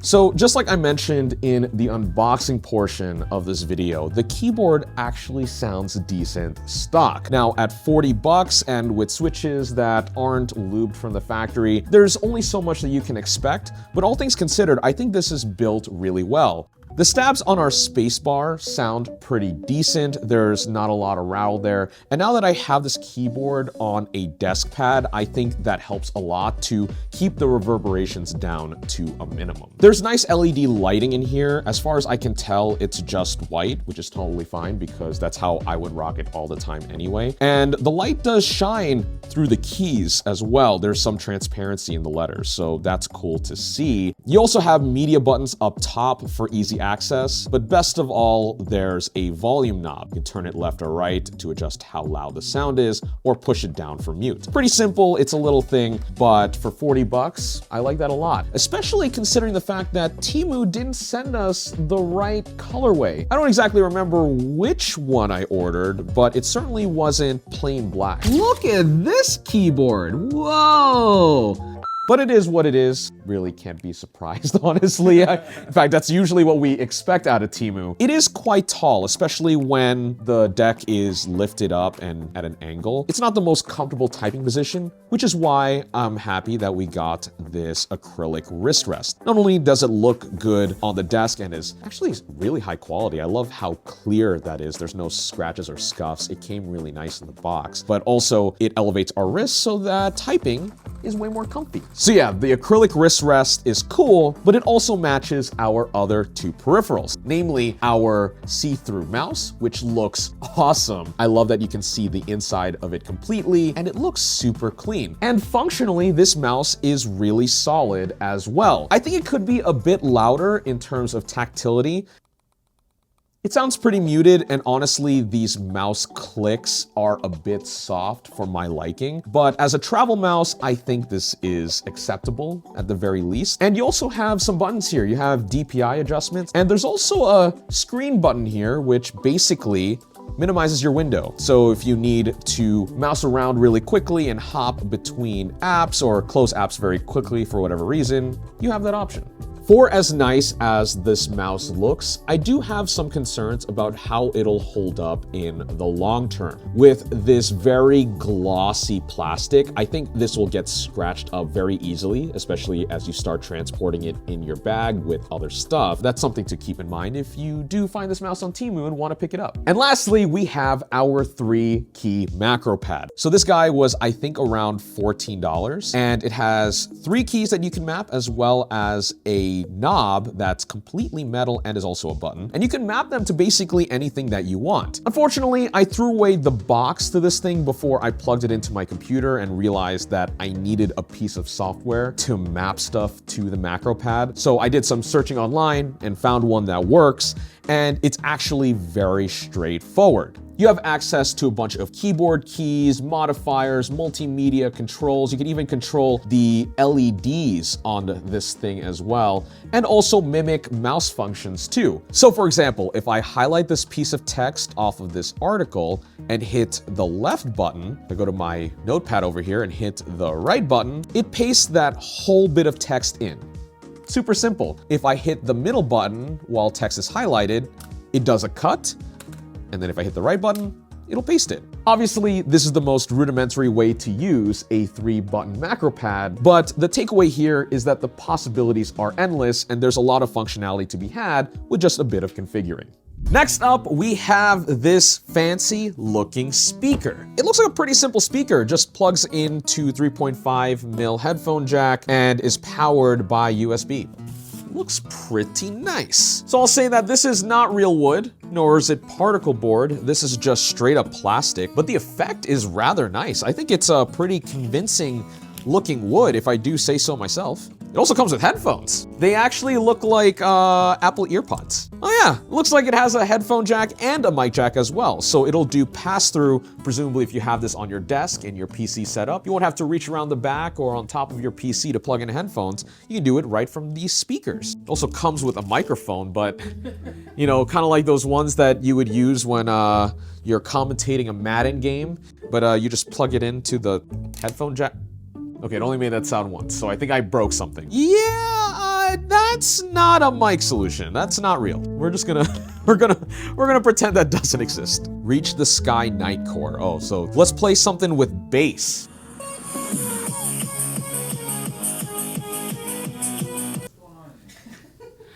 We have a Temu speaker. I'm walking by and I hear some weird, like, Oh, that's Epidemic Sound. elfish dance music. It's Berlin Nightcore, don't you know? It's Berlin. No, it's not on my Spotify year-end wraps. I'm sorry to say. It's not wood, but it's wood effect. At $38, it was way more than I expected it to be, but it certainly looks cool. It kind of matches our desk here. There's no bass to this, but I'm actually surprised at how loud it gets. I think it sounds better when it's actually aiming at you directly. Yeah, of course. Most speakers sound better when they're pointed at your face. Yeah, but I'm just surprised at how, like, fine of a cone it is. It's just like, this is good sound, terrible sound, terrible sound. 38 bucks, we can do better. Oh my God, okay. Whew, whew. This is the R270 racing wheel that we bought on Temu. So what exactly does a $69 wheel even look like? Okay, so we got our pedals. I'll say that these already look pretty cheap. That brake pedal doesn't have much resistance. Gas pedal, same level of resistance. So that's gonna be fun to differentiate when you're playing a racing game. But most importantly, we have the racing wheel itself. Look at this. Okay. I'll say firsthand, the material on the wheel itself is a little weird. So on the top, we have pretty hard plastic, but on the sides, we have soft touch plastic. It almost feels like rubber in some ways. It'll definitely get dirty. I think it's already looking kind of grimy. And it is spring loaded. It'll do 270 degrees of total rotation, which is not a lot, but the fact that it is self-centering is maybe good because I doubt this thing has any force feedback whatsoever, and that'll at least give you a bit of that sensation just without it being the real thing. It also has a stick on the side gamepad, which you can probably use as a sequential shifter, though it does market it on the box as a handbrake. So it could function for both depending on how you set the macro in your racing game. But yeah, let's jump into a game and see how well this actually plays. Something I want to find out is if this wheel will work natively with a game like Forza Horizon 5. Ideally, I don't have to do any configuration because that's annoying. Oh, there's a little bit of vibration going on. Okay, so it's not quite force feedback, but it's vibration like you would get on a controller, which I guess is better than nothing. But okay, this wheel works natively with Forza. There is a little bit of play on the wheel as I also shake the desk. That can actually mess with you negotiating some of your inputs. Not good, less than ideal. Also, the sensitivity of the wheel is not high enough. I can probably set that in the game settings, but look how much I have to turn the wheel to actually get any inputs across. I mean, look how much the car is not turning. So it takes a little bit of getting used to. Let me see if I can change that in the settings. You know what? I think the game thinks that this is a gamepad. So when you're steering the wheel, Forza's like, oh, you're moving the joystick left and right, which is why the sensitivity is all kinds of wrong. Okay, so we're shortening the dead zones at the end, which maybe will give us a little bit of a responsive feel. I don't know if that's how that'll exactly work, but there's only one way to find out. Oh yeah, that feels way more direct. And while the wheel end to end is only 270 degrees of rotation, that's honestly fine for most steering inputs in a racing game. If you were doing maybe like Euro Truck Simulator or something, it probably will be less than ideal. Okay, maybe for 60 to 70 bucks, I can live. Would I buy this with my own money? Probably not. That one was less about the wheel and more, I can't talk and drive like a maniac at the same time. Yeah, don't buy this wheel. You can do it, just I wouldn't advise it. Okay, yeah, the shifting is pretty good. Ah! The shift is very tactile. Hey, look, I beat the game. Hey, there you go. I know, driving. Yeah, man, this wheel ain't it. Though that shifter still sounds pretty good, but man, I wouldn't do it. I wouldn't buy this wheel. Spend a little more money, get something nicer. Cute plush protective case compatible with Nintendo Switch. That is actually kind of adorable though. And they even have Joy-Con covers. It's actually really soft, would recommend. Oh, it's like he's holding a little Switch card. Look at that, that's adorable. The Lenovo wireless controller with programmable mapping function for Switch. Ooh, there's a turbo function. Doyo, they're back! Doyo Nintendo Switch Joy-Con grip, good term. Been looking for an item like this since my Switch rails are loose right now. You said cinch. That's not a Switch. 6-piece motorcycle kickstand side pad holder. It's a shoe for your bike kickstand. Oh, look at this. Switch console stand, cute multicolored console stand, handheld game console screen stand. What? Oh, that looks so sick. Okay, for 20 bucks, yeah, why not? That's a Pokeball. Overheating protection. I would hope to God this doesn't overheat your Switch. I recommend it, and everything I earned, I did not have to pay, and I arrived on time than expected. Add to cart. So this is an Amiibo emulator. It's called Amiibo, and it's probably very illegal. USB-C to connector for HDMI cable for Nintendo Switch. Need use Switch. Man, I love that brand. Need use Switch. Let's go. Oh crap, this thing is tiny. I've never seen this before. I thank Temu for best price with fast delivery. Sometimes not happy with Temu. Oh, you had me going there for the first time. I thought this was sponsored. But this time, excellent. This is why I stay with Temu. There's a story with that one. Whoa, is this a Joy-Con sword grip? This one holds your Switch case, which seems like an awful idea. Your Switch games are just gonna go fly. Wait, no, wait a minute. What? I don't really play Zelda, which is weird to say because I feel like everyone in the world is playing Skyward Breath of the Kingdom. Yeah, Breath of the Kingdom. I know Zelda. What? Huh? Don't look, honey. Blink twice if you need help. Don't think this gaming headset serves as counseling, I'll tell you that. Sounds good, and the mic works fine. Thank you, Nicholas. All right, so we got a bunch in our cart. We're gonna check out, and I'll see you in a couple of weeks when our stuff finally shows up. All right, so it's been a couple of weeks, and our Switch stuff from Temu has finally showed up. So let's see what we got inside. All right, first things first, we have our stand for the Switch. Woo! Look at that. That's pretty fancy looking, isn't it? Wow, thing actually looks pretty high quality too. I mean, it's not perfect, but certainly from a very short distance, it actually looks really nice. Looks like we have some parts here as well. These are some limbs, I guess, to add some extra character to it. Other than that, there's not really much to this, because you could just lean it back. Look at that. Looks like we paid extra for that. I think there's nothing for it. Let's just drop our Switch in. We can get a nice angle for our top down over here. Look at that. That is adorable. If you want to charge your Switch, there is a pass-through little port back here, but you'd have to route the cable through, run it up over here. So it will be a little annoying from a functionality standpoint. As a brief refresher, this stand cost us almost $20. Again, this does look pretty adorable, and it's available in a bunch of different colors as well. Not bad. Kind of afraid to see what the rest of it's like, but we're off to a good start here. The promiscuousness is only a thing when you tilt it back. PG, R. PG, R. Family channel. All right, what is this? Okay, so this is our mini controller from 8-Bit Do. Oh, you know what? The compatibility for this is actually kind of rad as well. So, of course, I bought it because it works with the Switch, but it'll do Windows, Android, macOS, Steam, Raspberry Pi, and I believe you can also use this on iPhone as well. Oh my God, it is that small. Look at that. You know, it's tiny, right, in comparison to my hand, right? That is weirdly comfortable. Like, it's certainly not gonna be your main controller whatsoever. I think you'd be surprised with how usable something like this is. My fingers are definitely fat in comparison to all of these buttons, but I mean, I'm not pressing like 2 of them at once or anything. You can actually handle this pretty well. Oh, it has a little lanyard as well. Yeah, Richard Simmons, you know. 1, 2, 1, 2, 1.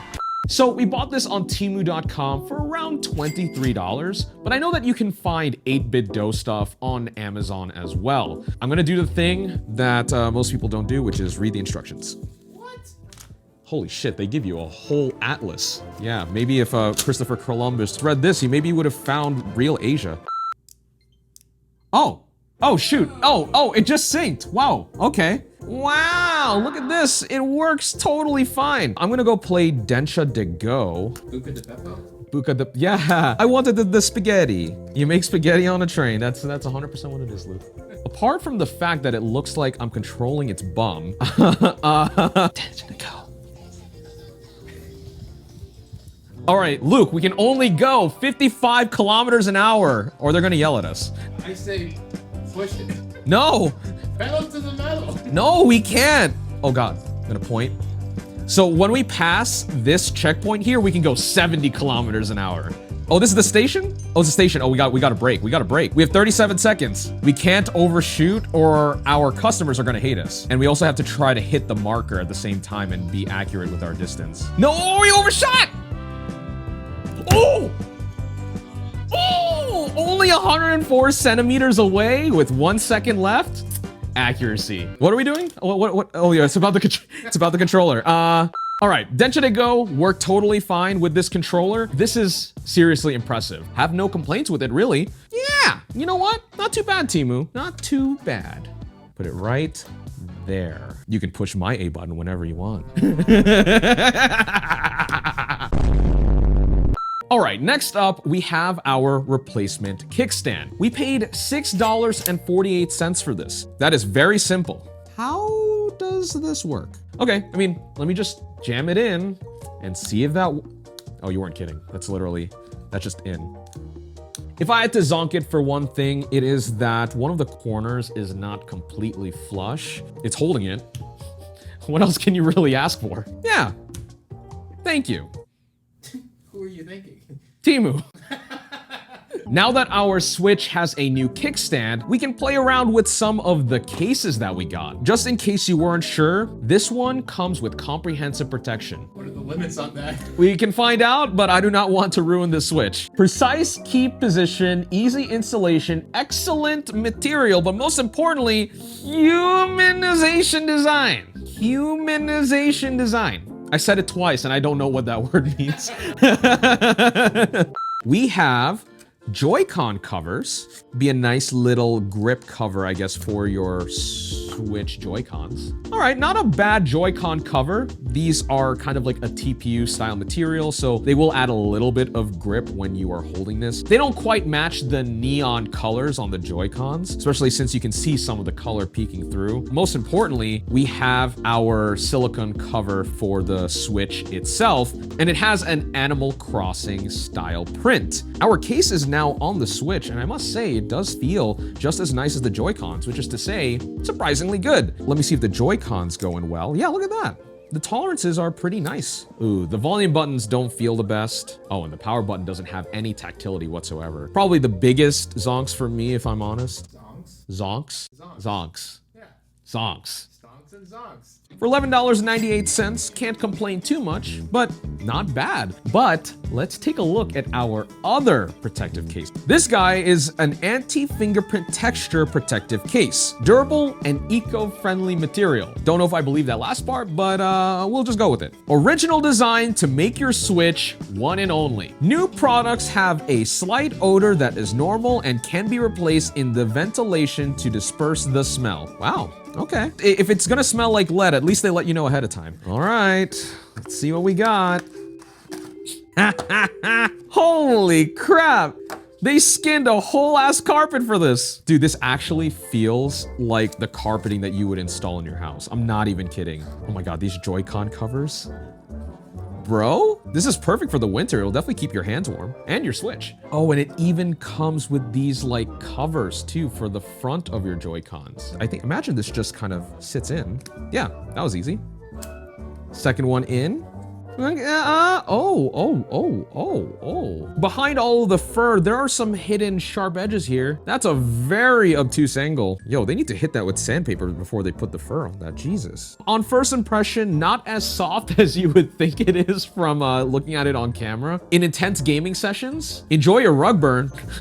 Dude, it's terrible. It don't feel good. Good at all. I told you, it looks like it would be more comfortable, but it's not. Yo, this is so bad. It's terrible. Man, I want to throw this shit in the garbage is what I want to do. Jeez. Like, for real, like I had like bad eczema a couple of weeks ago, and I'm pretty sure this would have like reactivated it.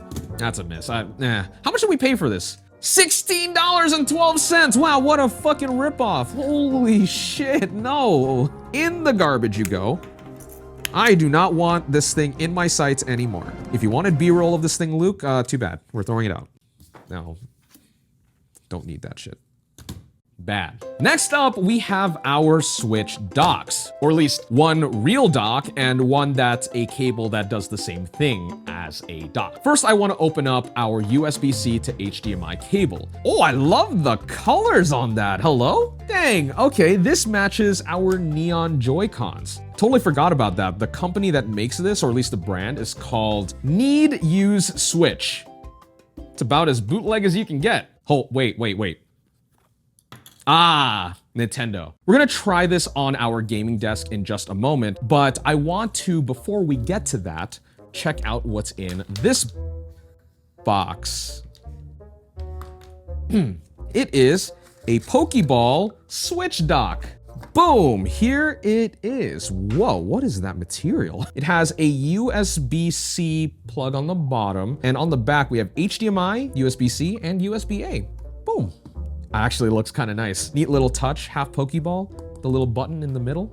Not bad, not bad. There's a little bit of play because there's not much friction holding it in anywhere else, but that inner lining does do a decent job at adding at least a little bit of grip with the angle that this is at. I want to test these a bit further, so let's jump to our gaming desk. All right, so we have both of our docks right here, but I think the one that I'm actually most interested in is this all-in-one solution. It's very low profile as well. The fact that you can throw this into a bag or whatever and play a Switch anywhere, let's say like a hotel room, and just plug in directly into a TV to get higher quality graphics is a really cool value proposition, especially considering that we paid $8.97. And again, the only thing we need with this is USB-C power, which you would just bring your Switch power supply with you wherever you go. Now let's plug this into our Switch. All right, so the screen went black, which means something is happening. Change our input to HDMI 1 and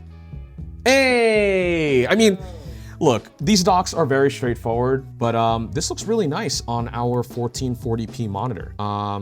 My Joy-Cons are not working. Oh, because it's on the Switch itself when realistically it thinks it's plugged into a dock. So you have to disconnect your Joy-Cons and there we go. So it works totally fine. In fact, this would actually be a perfect solution for, you figure you do one of these guys, plug it in, there's a whole lot of space for the cable to live. And there we go. Look at this. Playing some Suika game. This is the new hotness for the month. Still haven't hit my 3,000 score yet. Very sad about that. Okay, but let's take a look at our Pokeball dock. Okay, so the console's charging, so that works baseline. That's great. And there's a little red LED as well around the center of the Pokeball. That looks really nice. But the real test here is, of course, HDMI. So it's red when it's charging and it's purple, or realistically red and blue when it is hooked up to video. And that also looks very nice. This has a very nice aesthetic to it. I think it's nice. But again, for my money, I think that this low profile dock, it's not really a dock, it's just a cable. This thing is a good deal. I love this thing a lot. I'm gonna actually put this in my bag. Next up, we have our Switch themed headphones. These are from Ko-Fi. The idea here is that it's a wireless headset for your Switch. All right, it says we're gonna get up to 30 hours of playtime, has an ergonomic design, I'll be the judge of that, and vibration sound. Bass? I mean, that's literally what that means, right? Just bass. I forgot how much we spent on this, but at $43, these better be banging good. Oh, bang good. Oh, wow. I just shouted out our future video, which I totally didn't plan yet. All right, we have our Switch dongle, which looks pretty low profile. Look at that, it actually sits pretty nice under our Switch here, so it shouldn't get in the way of any of the ergonomics, which is pretty nice. Okay, in terms of aesthetics, the plastic certainly doesn't fill me with confidence. It looks pretty cheap. The padding, at least from a feel standpoint, pretty plush. Might get a little hot during some play sessions. Might get a little sweaty. Yeah, cheap feeling plastic, very lightweight though, at least. Oh, and they also fold as well for easy transport, as it should be for a Switch accessory. Let's take these back to the gaming desk and see how these perform. But the thing I'm most curious about is this dongle, which transmits wirelessly to the headphones. The idea is that you plug this into USB-C on your Switch, and in theory, it'll see it as a USB device, and then it's up to the adapter itself to transmit to the headphones. So let me turn these guys on. I don't like that there are a lot of buttons on here because it's kind of hard to figure out what does what. They light up? Oh, they're paired. They're paired. Let me see if this just works. Again, still very plasticky. I can hear it creaking a little bit when I put them on. But once they're on my head, the handling noise goes away. Oh, geez. Whoa! I'm saying this cautiously. These headphones actually sound very good, but they are very bassy. Like, it feels like there are subwoofers in my ears. I can feel it vibrating right now with just the soundtrack. And vibration sound. Bass? I mean, that's literally what that means, right? I think for things like gunshots and stuff in games, that might actually be a good thing. In some ways makes it impressive that things like mids and the treble generally come through pretty clearly. So these headphones, in terms of sound, are pretty well sorted. For 60 bucks on Amazon, I would pay that, but for the 43 or whatever on Temu that we paid, These are the best headphones we've tried from Temu so far, hands down. And finally, we have a bunch of our controller accessories, including an Amiibo emulator, which is certainly not a controller thing, but we'll take a look at this a little later on too. All right, so this right here is a Joy-Con grip. Doyo, they're back! Which, at first glance, looks pretty similar to the standard Nintendo one, except this one also, I believe, yeah, separates. Let's put our Joy-Con in. Ooh, it's a little rough. A lot of friction there, but we'll live. Oh, but that feels so much better than just holding the Joy-Cons as is. Wow. It passes through the light with some very clever cutouts. In addition to this one, we also have another grip, except this one does allow you to charge your Joy-Cons. Oh, that's way more comfortable as well than the standard grip. It still feels a little odd because these Joy-Cons are fairly thin, but this feels more like a real controller than I think the standard Joy-Con grip. But if real Joy-Cons aren't your thing, then what we also have here is a Joy-Con replacement. This is from Lenovo, like Lenovo, but Lenovo. So we have anti-friction thumbsticks, advanced turbo mode, like every other third-party controller on the planet, Samato sensory 6-axis. So it has a gyroscope in it, basically, is what they want to say. Actually, this is really nice packaging. Ooh, okay. So for $34, we have this black Lenovo controller. That is a nice looking third-party controller. Wow. It also passed QC. In addition to the normal buttons that you would find on your Joy-Cons, it also has 2 back buttons as well, which might be programmable. I'm actually not sure. They are programmable. Look at that. So you have 2 extra macros on the back for whatever you need to do in your games. That's pretty convenient. The only thing that I can really complain about, at least right now without playing with it, is that the glossy plastic is definitely not gonna look this nice after a while. This is gonna scratch up like crazy, especially if you throw it in a bag without your case or whatever. So you'll have to look out for that. But otherwise, this feels surprisingly premium and it looks the part too. God, I still love the look of these Joy-Cons. They're obviously a far departure from what the actual OEM ones look like, but there's something about clear plastic that just hits right. The joysticks light up, and they are supposedly RGB, so you can change the colors on them.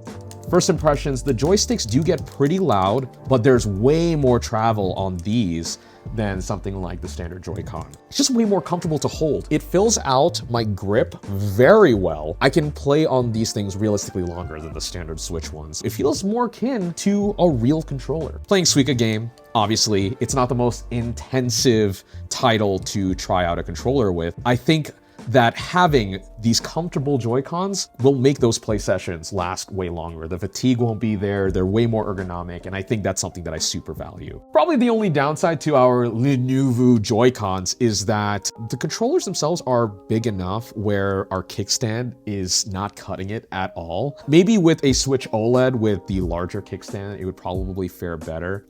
Yeah, that kickstand ain't doing anything right now. Look at that. All right, so I have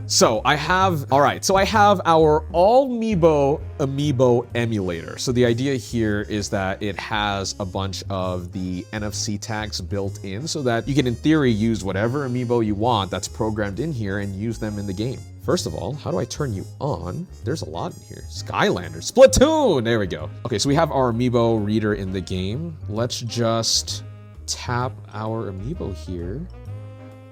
Oh, word? It's Callie. Okay, this thing worked very well, and it's surprisingly intuitive. Wow. All right, how much did we pay for this? Because it's certainly cheaper than an Amiibo. So this was $20.98. Temu out here, I mean, this is very illegal. And with the way that this looks, because there's Bluetooth transmission as well, I think in theory you could also add Amiibos to this as well after the fact. Sick. Yeah, I'm down. Not too shabby, Teemu. You forgot this. It's not like I have Skyward Sword to try it out, Luke. Is that it? Never mind. I have to screw it my... Are you This does not come pre-assembled? I mean, okay, don't get me wrong. It looks cool, and if it came assembled, it'd be even better. Though I don't know why you would want to, you know, fling this around when your Switch carts are actually in here. That would not fare well, though you can fit 10 in here. Maybe it's a projectile. I know who to throw it at. So, let's just start this basic. I'm just gonna type in gaming setup. Waterproof G21 mechanical keyboard with RGB backlighting for PC gaming, includes mouse and keyboard. Great quality, and my son's so happy about this keyboard. I love it. Lol, it's very colorful. Okay, so great reviews. Add to cart. It was. Oh, the lights on this look fucking rad. Yo! That looks awesome. This one review. Excellent quality, very good. I remember them looking a lot muchote. Huh? An Arctech YT500 mini projector for $2? It's $2? It's $2. See? That's what I'm saying. Oh, it's a fucking scam. The tripod is $2. What is this? A super large 3D pig trotter food pillow? Oh, it looks like a Filipino lechon. Why would you want that? It's only $2.39 though. I mean. This one looks really cool. It's just like blue waves and water, but I think this will pop on our desk. 2-piece smart RGB IC TV light bars. Actually, yeah, don't mind if I do. Okay, so we got $99 worth of items in our cart. Let's go check out, and we'll be back in a couple of days once it's all said and done. We'll take a look and see what we got. So it's been about a week or two, and all of our stuff showed up from Temu.com. First up, we got our M1 RGB lighting programmable gaming mouse from Jiulang. Packaging actually looks surprisingly good. Okay, I mean, the mouse is just kind of floating in the box, but that's okay. I mean, this thing was $10.98. Don't like that rattle. Actually, funny enough, on the box, it says that it's rated for 10 million button lifetime. I mean, I don't even know how many times I'd click a mouse in a day, but I mean, for a $10 mouse, I mean, if it breaks in like 10 seconds, I guess you could just buy another one. That's what these things are. These are basically disposable products, at least in my mind, if we're buying them from Temu. Since we just unboxed the mouse, why not take a look at a mouse pad? So this one was $6.98. But this looks pretty nice actually, and it complements the white colorway on our mouse. Look at that. This combo is certainly not going to win any awards for how much glide you get. This is far from smooth. The mouse pad itself, I think, is fine. It might just be more the feet on the mouse. There's no plastic on the feet. Oh, yeah, we almost pulled a short circuit. Oh, that is worse. that is sticking onto the mouse pad even worse. Let's take a look now at a keyboard. Look at this. This is just really odd because the picture on the box is definitely not what I originally signed up for. To be fair, I think the picture on the back is a little more representative. I did make this whole purchase on the premise that I am buying a super cheap mechanical setup. Waterproof G21 mechanical keyboard. I love that this is the Fashion Office Dazzle color keyboard. Though I did get the right keyboard, at least by the model name, because that's what it says in my Temu order. So let's just see what we got here. Boop. First impressions, it looks nice. It is definitely cheap feeling. This is probably the lightest keyboard I have ever used in my life, like not an exaggeration. You gotta see that there's nothing really to it. In fact, a lot of the plastic for the body is just really hollow. It is a super light keyboard. Like, you see how much airtime that got? Oh yeah, that's not mechanical. Kind of curious about what that LED lighting will look like, but I'm going to actually throw this into our setup to get the overall impressions on look and feel and just how it functions. Now in our gaming setup, we have again our mouse pad, our keyboard, and our mouse itself. And honestly, this setup ain't too bad. I mean, it's not amazing. I'll say that the mouse is actually pretty decent. So you have a DPI selector switch on the top here, which kind of rattles a bit. I don't love that. And some of the buttons are a little hard to the touch, but at least they do feel kind of tactile. And the scroll wheel is honestly fine. I'll say that tracking with this mouse is surprisingly decent. I don't have any way of really telling what like the polling rate is or anything like that. I'm not gonna say that you should use this if you are a professional or competitive gamer. But if you just needed to use a mouse for gaming for what, like $10, and the fact that it is pretty light means that it does the job. The keyboard, on the other hand, is another story. Again, $15, there's not really much you can complain about, but if I am being nitpicky, this is not a mechanical keyboard like it said it was on the listing. But most importantly, it's not even mechanical feel. This is really just a membrane keyboard, which does give you some tactile bumps, but a lot of it just feels mushy and kind of cheapy. There is a lot of flex on this board. I mean, if you're heavy gaming, you're going to definitely feel that. And the RGB lighting is RGB in its most basic form, literally a green LED, a red LED, and a blue LED. So really, it's not the best for aesthetics. And at that point, you might as well just get a very solid membrane keyboard. You know, those cheap ass Dells that you'd find at Goodwill would probably do the same, honestly, and would probably be even more reliable, if I'm honest. Hell, even the printing on some of these keys look really cheap. Like, you can see the shine of whatever vinyl or whatever the printing material is on it. It just does not look anywhere near premium, but it doesn't even look good to the eye. Then there's our $7 large wave aesthetic mouse pad. It looks really nice, not just on camera, but in person. The print quality looks pretty decent. As far as mouse pads go, the actual quality of the feel of it doesn't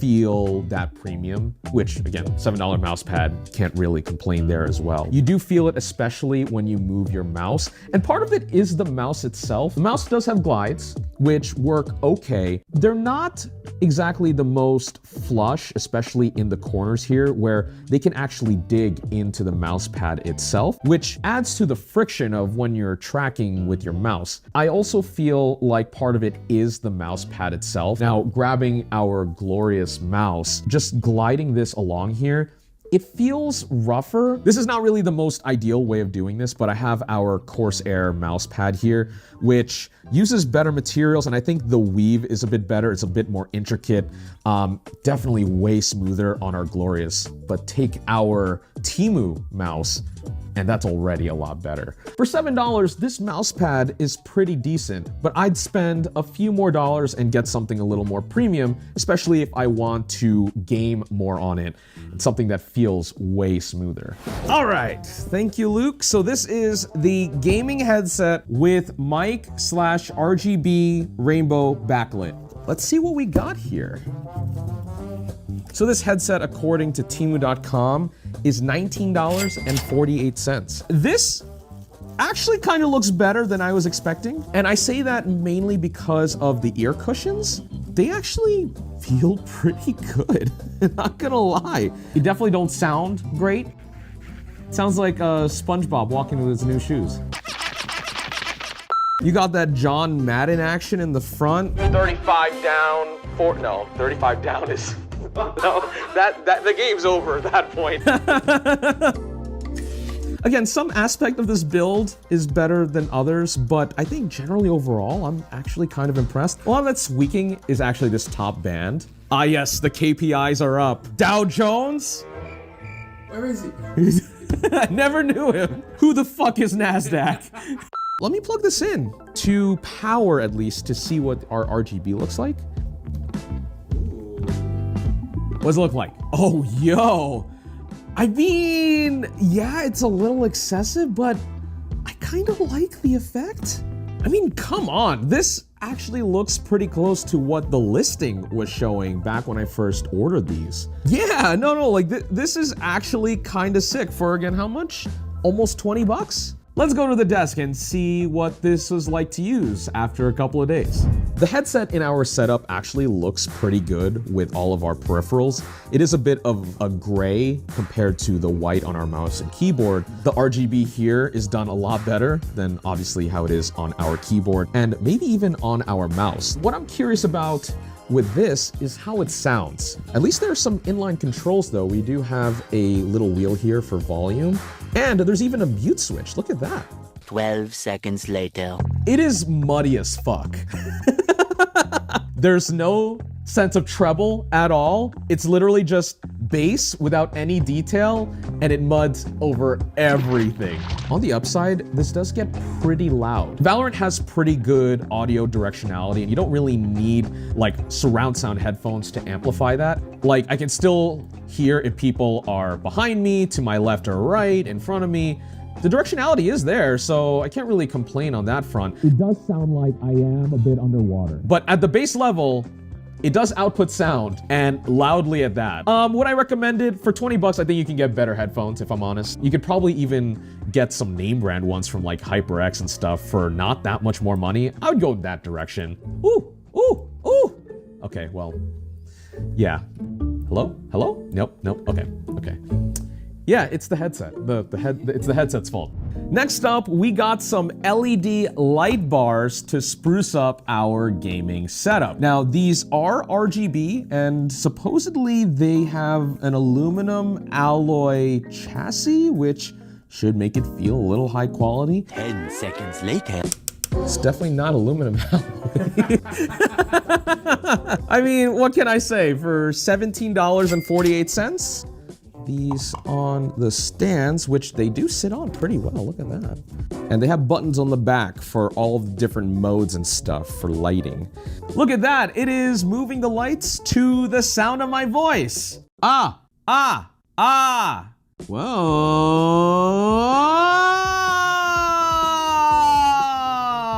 You know what, I'm having a lot of fun for something that's like 17 bucks. You know, this thing is actually surprisingly cool. And also, apparently, there is a mobile app as well that we can sync to our phone. I'll go ahead and try that out, and we'll be right back. So I've added our music light bars to the setup, and for 18 bucks, these things are awesome. So they sync up over Bluetooth to my phone via the Tuya app, which a lot of things actually use apparently. I've never personally used it. It showed up pretty much right away. The syncing honestly took about a second. Wow, that was fast. It just showed up, okay? And it works really well. So you have a bunch of modes here on the bottom, things you can change like brightness and RGB just as the base. But if you go into modes, you can change into a bunch of different things. This is honestly pretty neat. I wasn't expecting to like this or be as impressed as I am. It might look a little washed out compared to the set lighting that we have, but to the eye in person, these things look really good. The color is pretty saturated. It's not too washed out in person. In fact, you can kind of see it in the reflection of our tinted window over here, which probably better represents what it actually looks like in person. I'm really impressed. For 18 bucks to add a little bit of ambiance and spice to your gaming setup, this is a really neat set. Yeah, color me surprised. Not bad, Teemu, but the next item I'm a bit skeptical about. This is an LED projector that costs us around $28. Now, how good can a $28 projector be? I don't know. All right, so TFT LCD, fine. Native resolution of 320 by 240. So we're not even really standard definition. We're like when you're at a hotel and the Wi-Fi is god-awful, but it will support a 1080 signal. So I think this does have HDMI, if I'm not mistaken. It is the most cost-efficient, high-resolution LED projector. Checkmark this, but we'll cross this out. It's definitely not high resolution. In fact, it's just resolution, really, at that point. No one laughed at that joke. Very sad. Thanks, Luke. So inside the box, we have the projector itself.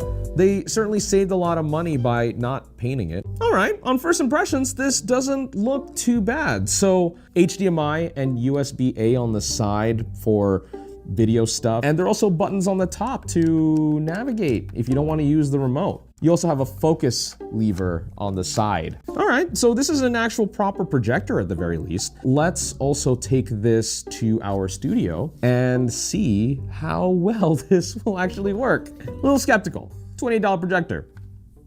It's a bit darker here on set to give our Teemu projector the best possible shot at looking good. Let's turn it on and see what it's like. So the thing about projectors is that the closer it is to the wall, the brighter it is. The further away it gets, the less light there is to work with. This remote is really responsive. So this does take HDMI. It'll do up to a 1080p signal. Realistically, it's gonna convert that down to whatever the native res of this is, which I believe is like 320p or something like that. 2 seconds later. Okay, well, that looks scuffed. You cannot make out anything on that screen. Look, the Windows logo is just a square. The resolution is set correctly, but it did say 1080p 60. Oh my God, which one's which? I can't even navigate this menu. I can barely make out the text on this thing. Trying to get to the screen settings, I can barely see what the menu items are. I mean, like, look, that's the text. That, believe it or not, those are words. So it does see as a 1080 display. Not that it'll change anything, but let me increase my scale. I think that'll help with the readability of this. It didn't really do all that much. I've actually seen this on TikTok and Instagram, and they're like, you can have a movie theater wherever you go. And I think that might be blown a bit out of proportion, but it is kind of cool to have a projector that you can take anywhere that you spent like no money on. It's funny that the screen dooring effect and the low res actually plays to the music video for Idol by Yoasobi, but that is a very specific aesthetic to this music video and probably won't look good for any other pieces of media that you watch. Yeah, this definitely looks the best when I take off my glasses. And mind you, I don't have the best vision. I'm like 3,000 to 20. Yeah, this ain't it. I think you can just spend that $28 and get something better. $28 can go a long way. That's like 4 Big Macs. Actually, in this economy, it's like 2 Big Macs. So, should you furnish your gaming setup with items from Teemu? Actually, for some things, it might not be so bad. But for others, just save your money and get better things. Don't buy the projector. Whoa, almost immediately, look at these swords. 1/1 scale Cyberpunk LED katana anime sword model. Ah, the orange. The orange is a vibe. It'll make a good set piece. Oh, wow. R3, 46 grams. Dang, that's like nothing. Might feel a little weird, but color me intrigued. Oh, here we go. So this is from a company called Ajaz, who we've taken a look at in our Teemu videos before. The quality is honestly decent, but this one kind of looks like a mix of some Elgato stuff and some other control interfaces that you can buy on the market. I mean, it has a bunch of programmable buttons, some knobs, which are really good. I love knobs. Oh, boy. The X6 wireless portable speaker. Now, this looks like a knockoff of a very, very expensive high-end speaker. There's only one way to find out if it's good. Ah, mini portable projector 4K with Wi-Fi, native 1080p. Wow, that is creepy as f. Okay, we're gonna keep scrolling. Ooh boy, mini chainsaw. Don't know if this is gonna be safe. Someone's definitely going to get hurt. It is a nice item. I haven't tried it yet. Yeah, definitely not buying a chainsaw for the office, but thought about it for a second. We gotta be responsible here on Denki channel. Oh, here we go. Now we're talking. Foldable e-bikes for adults. 400-watt motor, 20-mile-an-hour max, 14-inch wheels, and even has turn signals. Whoa! This is exactly the bike that I was talking about in terms of alternatives to the Moto Compacto that I featured in a video not too long ago. $290 as well. That is a fraction of the cost of the Honda. Yeah. Add to cart. We can take that home when we're done with the video. Just don't tell Austin. It's like the toothpick in Washington, D.C. That's the Washington Memorial? Monument. Okay, I was half right. So this is a camera gimbal for your smartphone from a company called Aochuan. 3-axis, handheld, gimbal, stabilizer, foldable, smartphone, cell phone, video record, vlog, PTZ, stable. Whoa! We're so fucking back, boys. We got another corn stripper, this time full 360. Now I have to go back to Chili's and explain to them once again why I only walked in to buy 1 cob of corn. That's the real content, isn't it? That is a huge flashlight. That is fucking enormous. What is in this thing? Bro? That can't be, whoa! That can't be real. That cannot be real. The Bezos Max, well, this is Temu. I don't know what Bezos is doing in here. The world's smallest cell phone, dual SIM card, real phone for kids. I'm kind of curious. It would be funny if I bought this and used it in the office and still have a job at the end of this video. All right, got a bunch of items in my cart and we'll be back in just a moment once all of the stuff shows up. Hey yo, we're so back. We have another corn stripper from Temu. Not gonna lie, I'm kind of digging the box art here. It almost looks like, do you know that History of Japan video? This looks like it would have appeared right in the middle. One step corn kernler. Okay, it is exactly what it says on the tin. The idea here is you get your corn on the cob and you take your pool floaty and shave that cob of corn all the way down and it will catch inside of this housing. It's also really cool that unlike our corn shaver from last time, this one actually catches all of the kernels as you strip them, meaning you won't have to make a mess. I only have 1 shot at this. I only bought 1 corn on the cob from Chili's, so. Oh shit! That is stripped, yo! Actually, there's a little bit of body left in that, isn't there? Not a little wasteful, depending on the diameter of your cob. Bro! Oh, well, I don't know if it was necessarily cleaner than the corn shaver we tried last time, but this is definitely more efficient and quicker. Oh, God. No! This is how we get ants! All right. I'll call that done. We can move on, Riley. Next up, we have this relatively small box.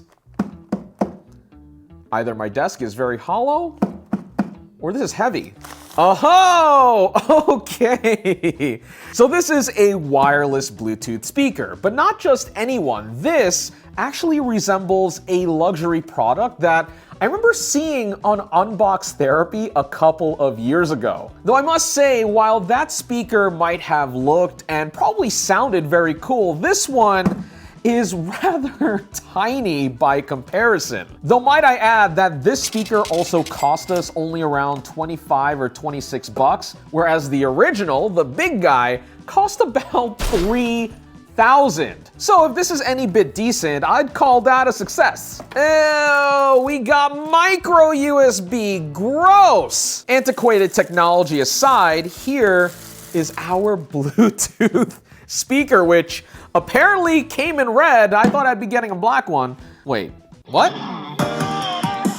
So the plus and minus buttons are for skipping tracks or going back? What? I thought those would be for volume. That's stupid. That's the least intuitive thing I've ever seen. If you're wondering why I'm looking all skeptical like, the sound is only coming out of one side. And I was wondering if the speaker was broken, but looking at it through the light, there is genuinely only one speaker out the side. The other one is just a blank.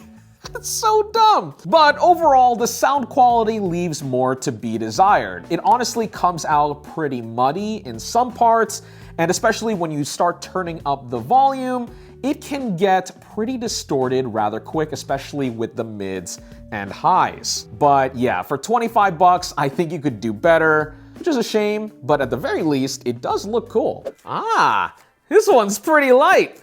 Let's see what's inside of here. Survey says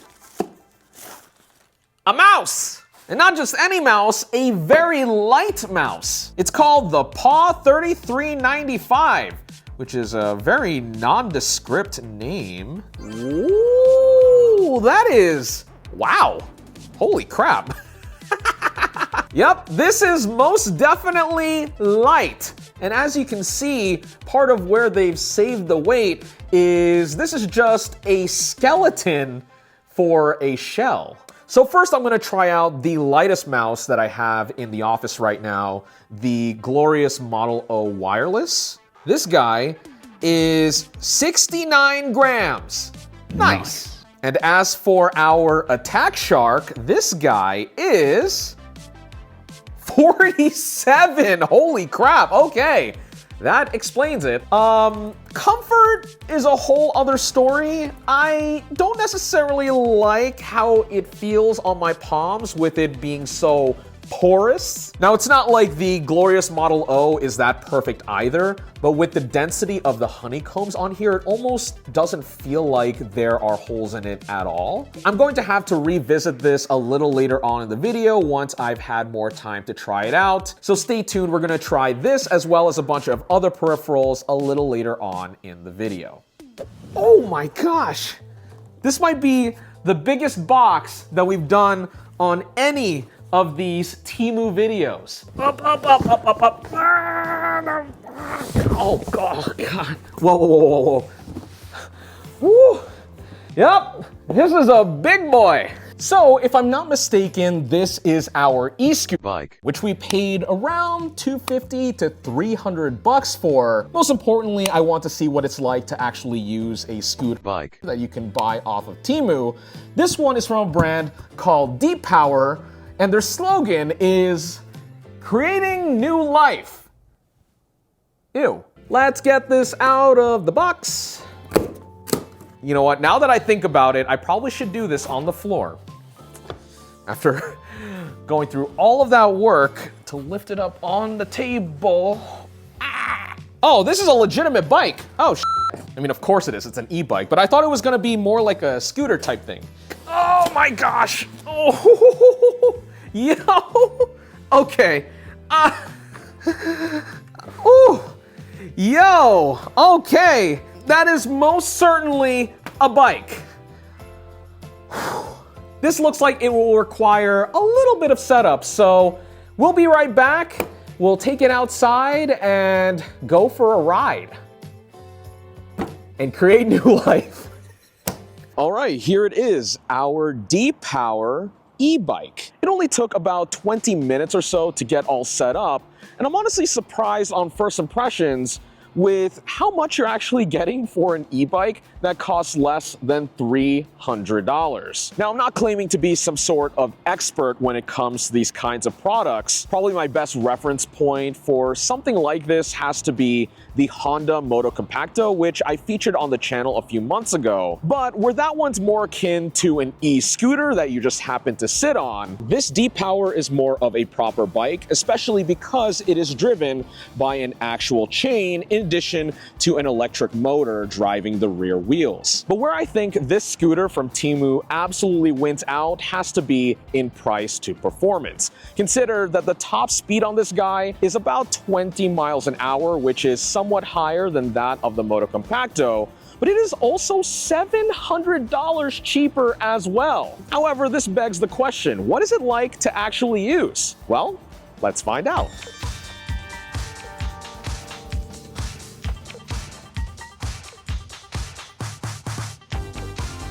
On first impressions, having a proper e-bike compared to a scooter with a seat on it like the Moto Compacto is a huge quality of life difference, especially when I go over bumps. This isn't in the form of shock absorbers on your wheels. It's actually a bit more simple than that.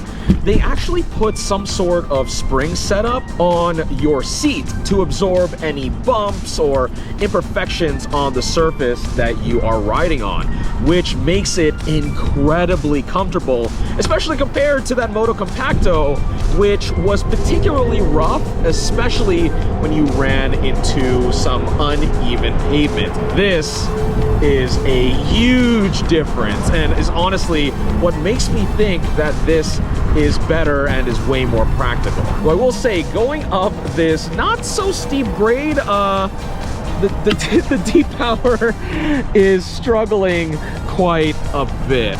Ooh. Might need to help it out with the pedals. Yeah, you definitely don't want to use this going up steep grades, but because it is an e-bike, you are able to still use your pedals and, you know, do it the old-fashioned way. And the electric motor will actually help you make it up those hills a little easier. This means you could rely more on your human power to get you up these hills, and even have that electric motor more assist you than anything else, so you don't have to exert as much energy.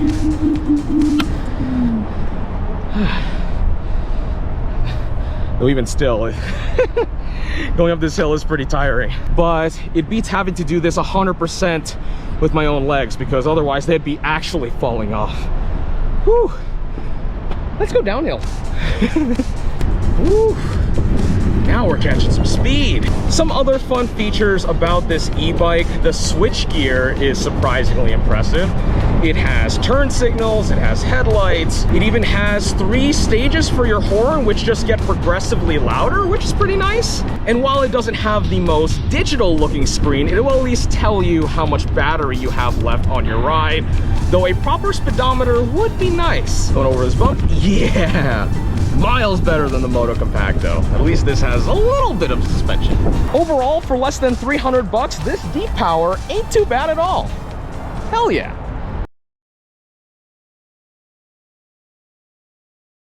Yep, this is our LED sword, which apparently does 5 volts. Just like with many swords and other weapons off of Temu, this one is definitely meant to be more of a cosplay prop, or if anything, just for display. But yo, this looks kinda slick in person. It's not sharp or anything like that, but there is definitely some clear acrylic-like plastic here, which I assume is how our light will shine through. Yo! Bro! Holy shit, this is sick! And this acrylic on the bottom does a good job of diffusing the LED diode on the main body here. And it has USB-C charging as well, so in theory, if you wanted to display this, if you grab a low-profile plug, you'll just be able to have this running 24/7. Oh, bro! Dude!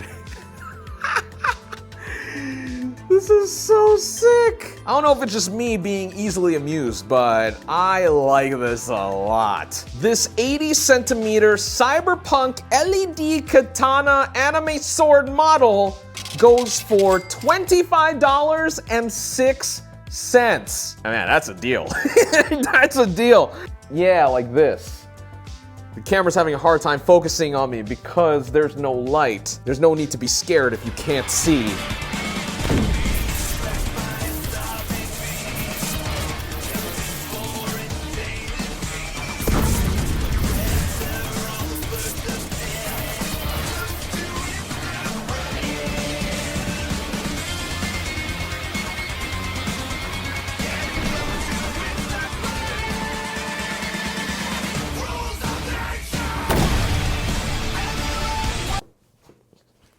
Me being a robo-samurai. Yes, all right, this is our tiny smartphone. This one's called the Bezos Max S23 Pro Mini. Though here on the bottom it says XS24 Pro, so I guess it's a little confused about what it actually is. On the front, as you can see, if this is at least representative of what we're getting in the box, this is a tiny smartphone. For scale, I have my iPhone 16 Pro Max here, and as you can see, even the box itself fits within the footprint of the iPhone, which is kind of wild. And boom! Holy shit. It's such a baby, look at that! Once again, here is the iPhone 16 Pro Max for scale. And yeah, this is hilarious. Wow. It don't feel too bad in the hands either, if I'm being real. Just one USB-C to A cable. Bro, we have a SIM eject tool, and it is like literally half the size of the phone. Android 9. Okay, not that great.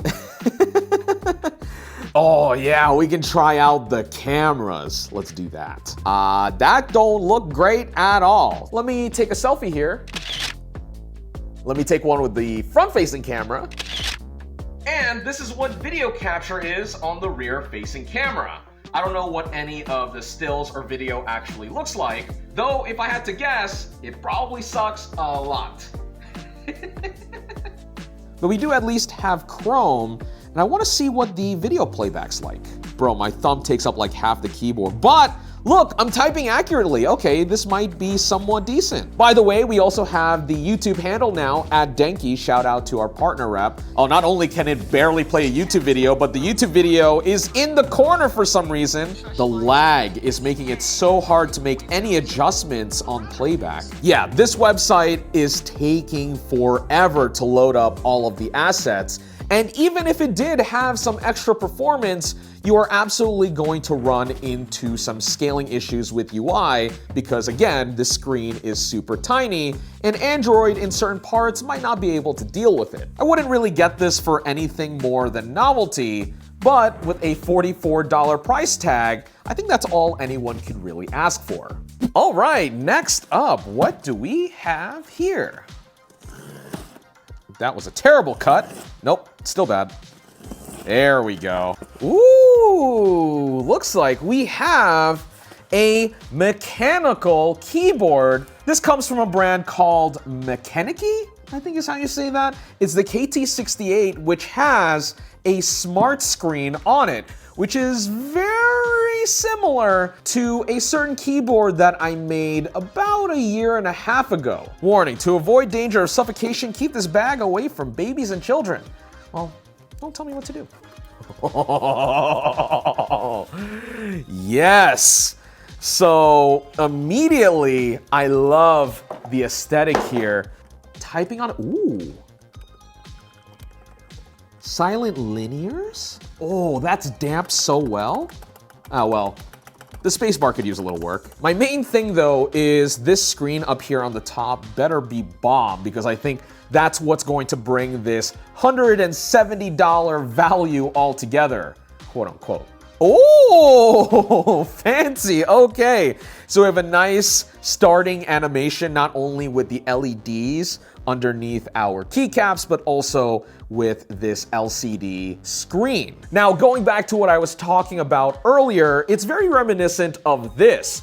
My cyberboard, which I built about a year and a half ago on the channel, but where this particular build cost me about $800 to $900 to do, this guy over here, again, only cost us $175, and I think as far as the aesthetics go, it gets you most of the way there, but of course, aesthetics are only one aspect of the story. Whether or not it actually holds up as a $175 keyboard, especially in the scheme of pre-built, is yet to be seen, especially when it comes to build quality, how it feels, etc. So let me get some more impressions in with this, as well as our other Teemu peripherals, and we'll be right back. All right, so we have a mystery box. Inside we have, ooh, okay, this is our RGB Nixie style clock. I say style because this one's not using actual Nixie tubes, but rather LEDs to kind of simulate the look. But as a result, this is way cheaper than a real Nixie clock. And if for whatever reason you don't know what a Nixie clock is, well, this will kind of give you the idea. Yo, actually though, fit and finish, pretty good on first impressions. Wow. There's a USB-C port on the front as well for charging, though why is it on the front? Or am I just stupid? No, I'm stupid. This is the back of it. This is the view you're supposed to see. Whoa, okay,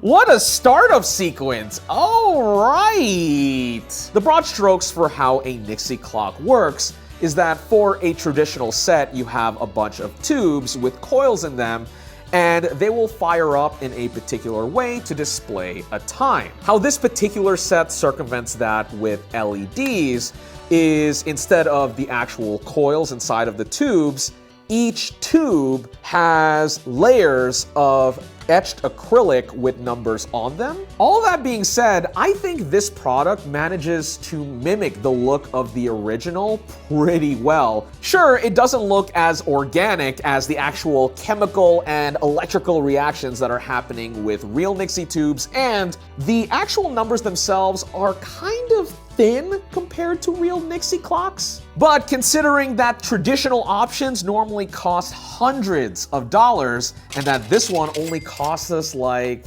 40 or 50 bucks, I think this product is a pretty fair trade-off, especially if you just want to have a unique looking clock on your desk. I also have this sweet spot for Nixie clocks because one of the first anime I ever watched was Steins Gate, and yeah, whenever I see these things, it absolutely reminds me of that story. It is so good. I'm gonna give it the Denki score of 7.5 out of 10. Am I really gonna start scoring things now?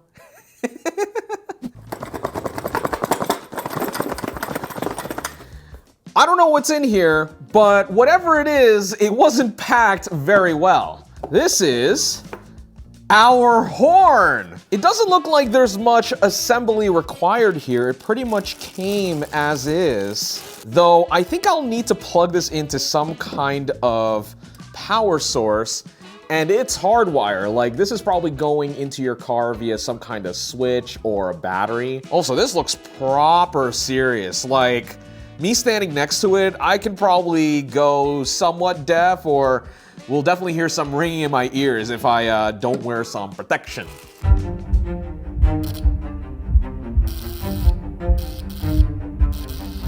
Oh, totally fine. It sounds pretty wimpy, but I think that's because we're using a 9-volt battery. I believe you can actually use this with a 12-volt power source, which will probably add way more juice to the sound here. Okay, so a few days and one Amazon.com order later, I have a little adapter that should help me power this horn with a little more juice than our 9-volt battery. Okay, so first,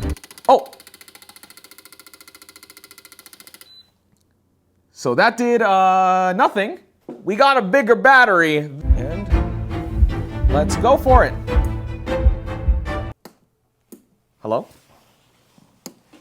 I think I am going to actually just plug this straight into my car battery and see if that works. All right, there's nothing for it. What better way to test our horn than with an actual car?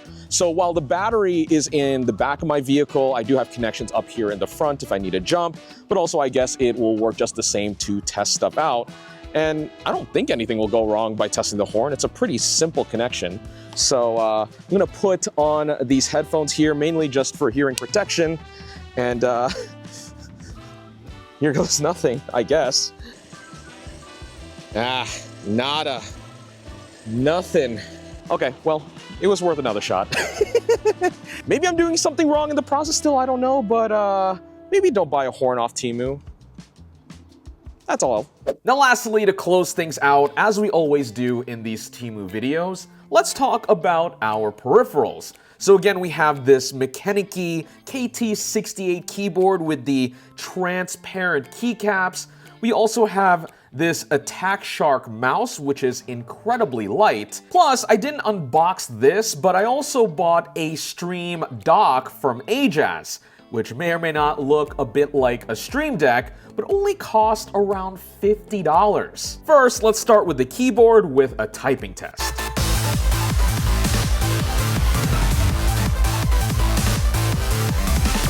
So 92 words per minute, I did flub a little bit here and there, and I will say that just like in my first impressions, I do like the typing feel generally speaking on these switches. Now rather confusingly, they don't say what kind they are in the box, but using some context clues, I believe they are these, the Gateron North Pole 2.0, specifically the box silvers. They are a linear switch rated for 43 grams of actuation force, which makes them really easy to type on. And it helps that for your $173, not only are they hot swappable, but they are also plate mounted as well, meaning they feel very stable. But again, my only real issue with this keyboard, with as far as fit and finish is concerned, has to be with the stabilizers. This spacebar rattles so much, which is super jarring, especially when compared to how silent these switches are. Now, can I break this bad boy open and slap some lube on those stabs to get them silent? Absolutely, but I think for $170, especially since pre-built mechanical keyboards have gotten better over the years, especially at this price point, honestly, this is something that should have been taken care of at the factory, and that's pretty disappointing to me. Now, what isn't disappointing are our other two peripherals, especially the Attack Shark mouse. At well under 50 grams, playing Valorant with this mouse is so nice. Now, I haven't played in a couple of weeks, so my shot is very far from good. Holy shit, that's bad. But the 20 to 30 grams that I lose, especially compared to my Model O wireless, makes me feel so nimble when I'm tracking. Still don't know how I feel about these holes though. They're quite big, but I think I found that with my natural gripping position, I'm not resting my palms down as much, especially to track laterally. With how light this is, I think these holes are a pretty decent trade-off. Last but certainly not least, we have our Ajaz Stream Dock. That name still gets me every single time. Honestly, there's not really much to say about this other than it really does give you most of what the Stream Deck offers, just at a way lower price point. The actual screen buttons feel the same, the fit and finish is similar, even the side profile and the way it actually sits in its stand looks exactly like the Stream Deck. Additionally, kind of like a Stream Deck Plus, it also has some dials as well for you to bind to controls in a bunch of applications or on your system. And speaking of which, the customization's actually pretty nice as well. This app seriously looks exactly like a carbon copy of the one from Elgato. It's definitely a little watered down and doesn't have as much of the community or developer aspects to it, but for everything that people would normally use a Stream Deck for, this has. You can set multimedia controls. You can use it to control OBS. And there are even some preloaded configurations for Microsoft Word, Photoshop, etc. All for $50-ish. That's really cool. When it comes to making videos about Temu, usually it's all fun and games. But I want to take a closer look to find out just how much money we are actually saving and if we are getting a proper value over our good old reliable Amazon. I bought some of the best-selling and most reviewed items from a few categories off of these websites to find out. So let's jump right in. So first up, we are taking a look at two of the best-selling controllers on the internet. This one's from Amazon. It's a PowerA wired Xbox controller for Series X and S. And this one from Temu is without a name brand, but the price difference here is pretty substantial. The PowerA costs $27, and the one from Temu is a little south of $20. To start, I'm going to look at the Temu one. Wireless controller, enjoy your gaming time. Well, thank you. My products don't usually come with a nice message, but I can certainly use it because there's nothing else on this box that screams interesting. I do not know what to expect here. Okay, well, first of all, I should give a disclaimer. Obviously, this is more of a Nintendo Switch Pro Controller style product versus the Xbox One that we have from Power A. But I'll say on first impression, this controller actually feels decent. If there's something with this controller that feels like we didn't pay a lot of money for it, it's the fact that it actually sounds hollow. Like pushing down on the buttons, I can hear some echo. But I will say the buttons do feel good. The analog sticks, while they don't have a lot of resistance, they at least feel okay. They're not the most grippy. And because it is very similar to a Switch Pro controller, it actually has wireless connectivity as well. I'll have to see if that wireless capability actually works with our PC. Let me set this off to the side though, because we have our Power A controller for reference. Right off the bat, I will say that this controller feels very similar to the official Xbox One. As it should, because the box actually has that design for Xbox emblem on it. So this is kind of an official third-party Xbox controller, and again, it certainly feels like it in the quality. I also like the rougher texture on this Power A controller. It's way more grippy compared to the satin finish on this Switch Pro controller from Temu. Yeah, that ain't it. Oh, and something else that this Power A controller also has that's really nice for convenience is this 3.5mm aux jack. So you can plug in a pair of headphones or a microphone to have comms and whatnot when you're playing your Xbox or PC games. But that's enough of the surface level impressions. We obviously have to game with it, so let's get our laptop set up here. 2 very boring minutes later. All right, so I got everything all set up here. We're gonna play some Fall Guys. I even have our Temu Pro controller hooked up over Bluetooth. Let's just jump in and try playing some Fall Guys. Though, immediately I will say that the Temu controller is not responding at all to the Fall Guys start screen. Our Xbox controller, works totally fine. All of our buttons swapped over. What about if I plug it in via USB? Okay, immediately plugging it over USB-C gets this Pro controller to work. So maybe wireless isn't the play. Solo chill. Man, the Fall Guys music is so good. I'm like some pineapple dude. I think I only got a victory like once in Fall Guys. Oh, okay, both controllers vibrate at the same time. Okay. Okay, so immediately the analog sticks do feel quite cheap. They're not giving me enough resistance here. They honestly feel rather light. But man, those hollow sounding buttons though. Okay, let's go, let's go, let's go. Launch me. Oh no, it's backwards. No! Ah! No! Oh, but I can qualify though. Oh, launch me! Yeah! Okay, we did it! I don't know, it just feels like a toy, which, I mean, obviously it's a game controller, but like, let me try this Xbox controller for comparison here. Oh yeah, immediately this Power A controller feels way better. I like the texture on it, it's way more grippy. And while this Power A controller feels also a tad bit hollow, these analog sticks have way better response to them. They snap better to center, they don't feel as cheap. I think quality in terms of build overall is better. And while this is more of an apples to oranges comparison, I think that the Xbox style controller does fill my hands in better compared to the Pro style controller from Temu. I'd go for the name brand on this one. I think Amazon has the win.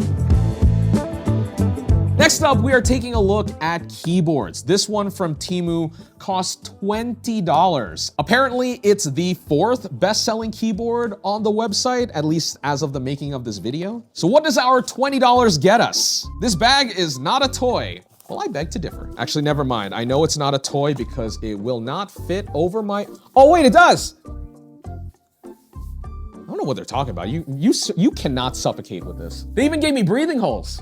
Okay, okay, so we have our 60% layout keyboard with the shift key not pre-installed for some reason. We're off to a good start here. That's what I would call stuck. There's a little bit of assembly involved, and I don't think that was on purpose. So I have to put this bracket into a slot here. Cool, I did it. You buy a $20 keyboard off Temu and some things might fall apart in the box. So this right here is the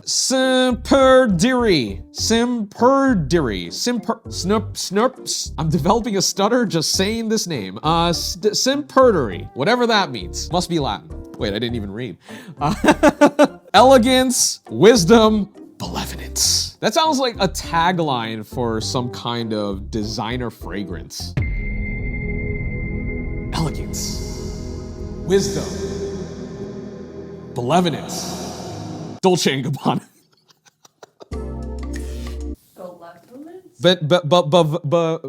Violence. The opposite of that. So what we have here is a 60% membrane keyboard. You don't have your arrow keys, which I guess is give or take depending on your personal preference. And while I personally love my mechanical keyboards, I think for $20, membrane isn't all that bad. And you do still get that tactile bump.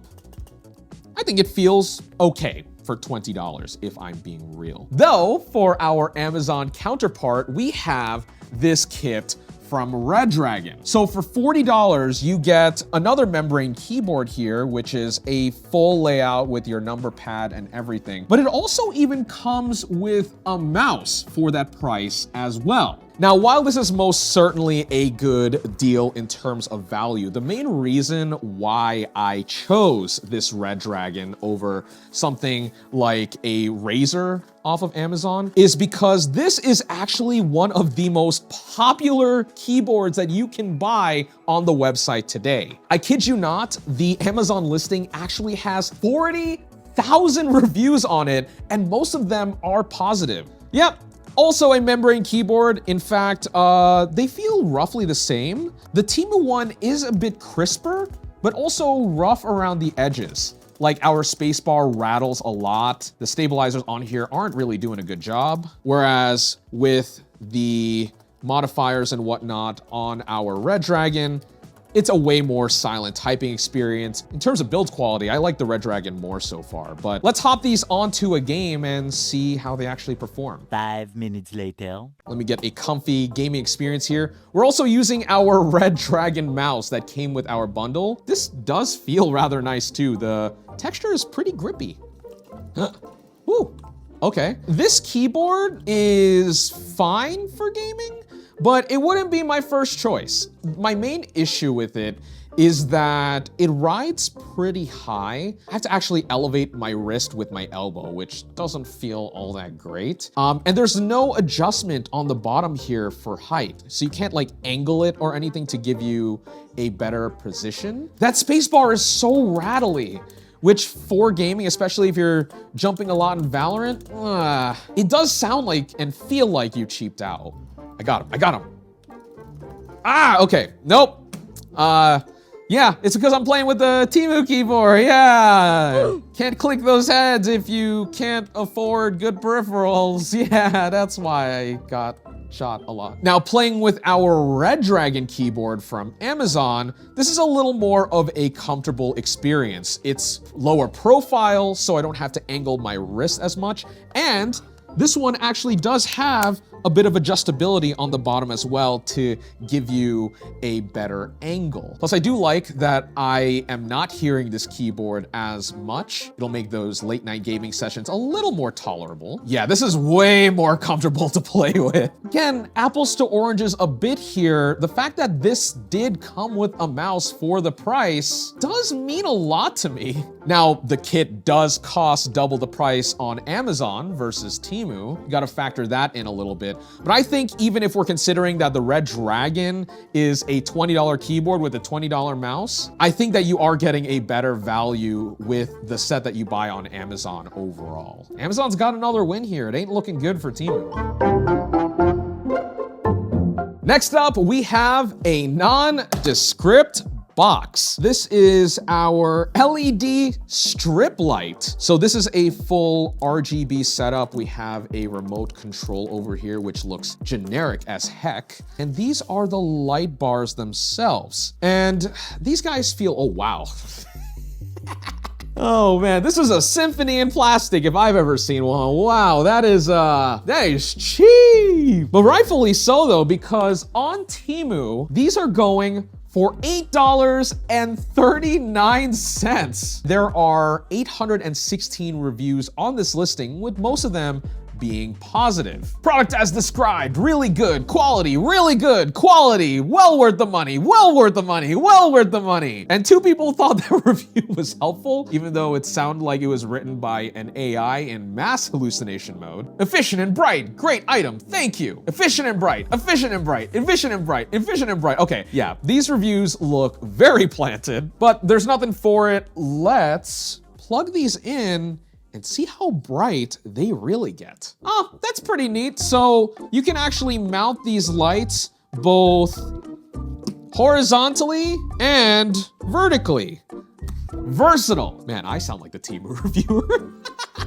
Versatile, very good, bright. Oh, wow. Okay, I mean, here in our studio lighting, which gets fairly bright, these are somewhat faint. If I turn off our main light, oh yeah, look at that! In a normal setup that's not a film studio, I can get behind this thing. Let's try out our remote as well. So we got R, G, oh wait, what? It only did one of them. This is some Mario and Luigi vibes though. I guess maybe I have to point, oh, that's, okay. So I have to point at it specifically. So each of these have their own IR receiver. So that's actually kind of nice. So if I do this, it'll only change one of them. But if I do this, it'll change both of them. Okay, so you have to kind of select. So maybe if I like use my hand to guide the signal, yeah. Cool, so you can be a little smart about it. Is there an RGB mode or like, what about this? So definitely don't expect much in the way of effects. But of course, we are here for the comparison, and one of the best selling RGB lights you can buy on Amazon today is this set of light bars from Govee. Now, the sense of scale between Temu and Amazon is certainly different, and this one has quite a lot of purchases and reviews. And as you'd expect from Amazon, the reviews on here are way more thoughtful and written by real people. So definitely keep that in mind when you're shopping between Temu versus Amazon, though I guess that's kind of obvious, isn't it? I have not opened up any of these products before the video, and this one already has the tape pre-cut on it. This is kind of making me wonder if someone actually returned this to the Amazon warehouse. Oh yeah, look, even the instruction manual is kind of just hanging out there. Well, hopefully this is in good shape, because I've definitely had a fair few products from Amazon shipped to me that were definitely not new condition. And at the very least, these Govee lights seem fine for now. Oh, this one was pre-ripped. Someone changed their mind and Amazon gave me a new product that wasn't really new. Oh yeah, look, this one was also kind of ripped. Personally, if I'm buying a new product on Amazon, I want it to be new. I don't want someone to have touched it before. I don't know what went wrong with this. For loads of reasons, Temu is far from being a perfect merchant, but I think this also goes to show that Amazon also doesn't come off scot-free either. We plug it in. Oh, that is bright. Holy shit.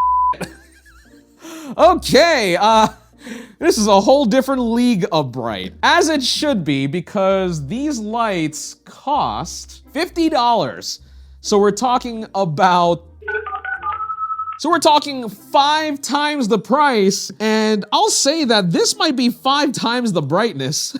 Oh, wow. We turned off our main film light over here, but you can just straight up use this to illuminate me on camera in a pinch. Wow, that is, woo. Okay, yeah, that is definitely a $50 light, all right. On top of being super bright, Govee also has an inline remote as well to give you some control over what the light is doing, as well as way more effects than the Temu one. But really how they want you to control these is with the app over Bluetooth. I don't think people are going to necessarily cross-shop these two products super seriously, but I think there is an argument to be made that buying something like this for $8 will offer most of the functionality that this has at 50 bucks. And even if you spend a little bit more on Temu and get a set of like $20 light bars, which we've certainly have done in the past on this channel, you really start to wonder where your $50 is going compared to just going a little bit cheaper on Temu, at least for some types of products. And while I'm kind of tempted to give the win to Temu, I think that at least for the lights that we have here on the table, there are tons of upsides and downsides to both of them. So weirdly enough, I'm gonna call this one a draw. Moving right along, I have two sets of gaming headsets. This one from Temu is the Koshin each. It's the G2000, which is one of their best-selling gaming headsets on the platform. And we also have this pair of Turtle Beaches, the Recon 50. On Amazon is going for $25 right now, and it's listed as having 96,000 ratings. And while the Temu one, when we first bought it, was the same price at $25, I actually ended up getting a price adjustment from Temu, which landed me an $8 credit, putting this at math, 25 minus 8, $17. All right, so that is a lot of glossy plastic. Wow. For as plasticky as they are, they don't creak all that much. They are a little hollow, but let's see how they fit on my head. Oh, okay. The adjustment is fine, but it is a bit plasticky and kind of rough.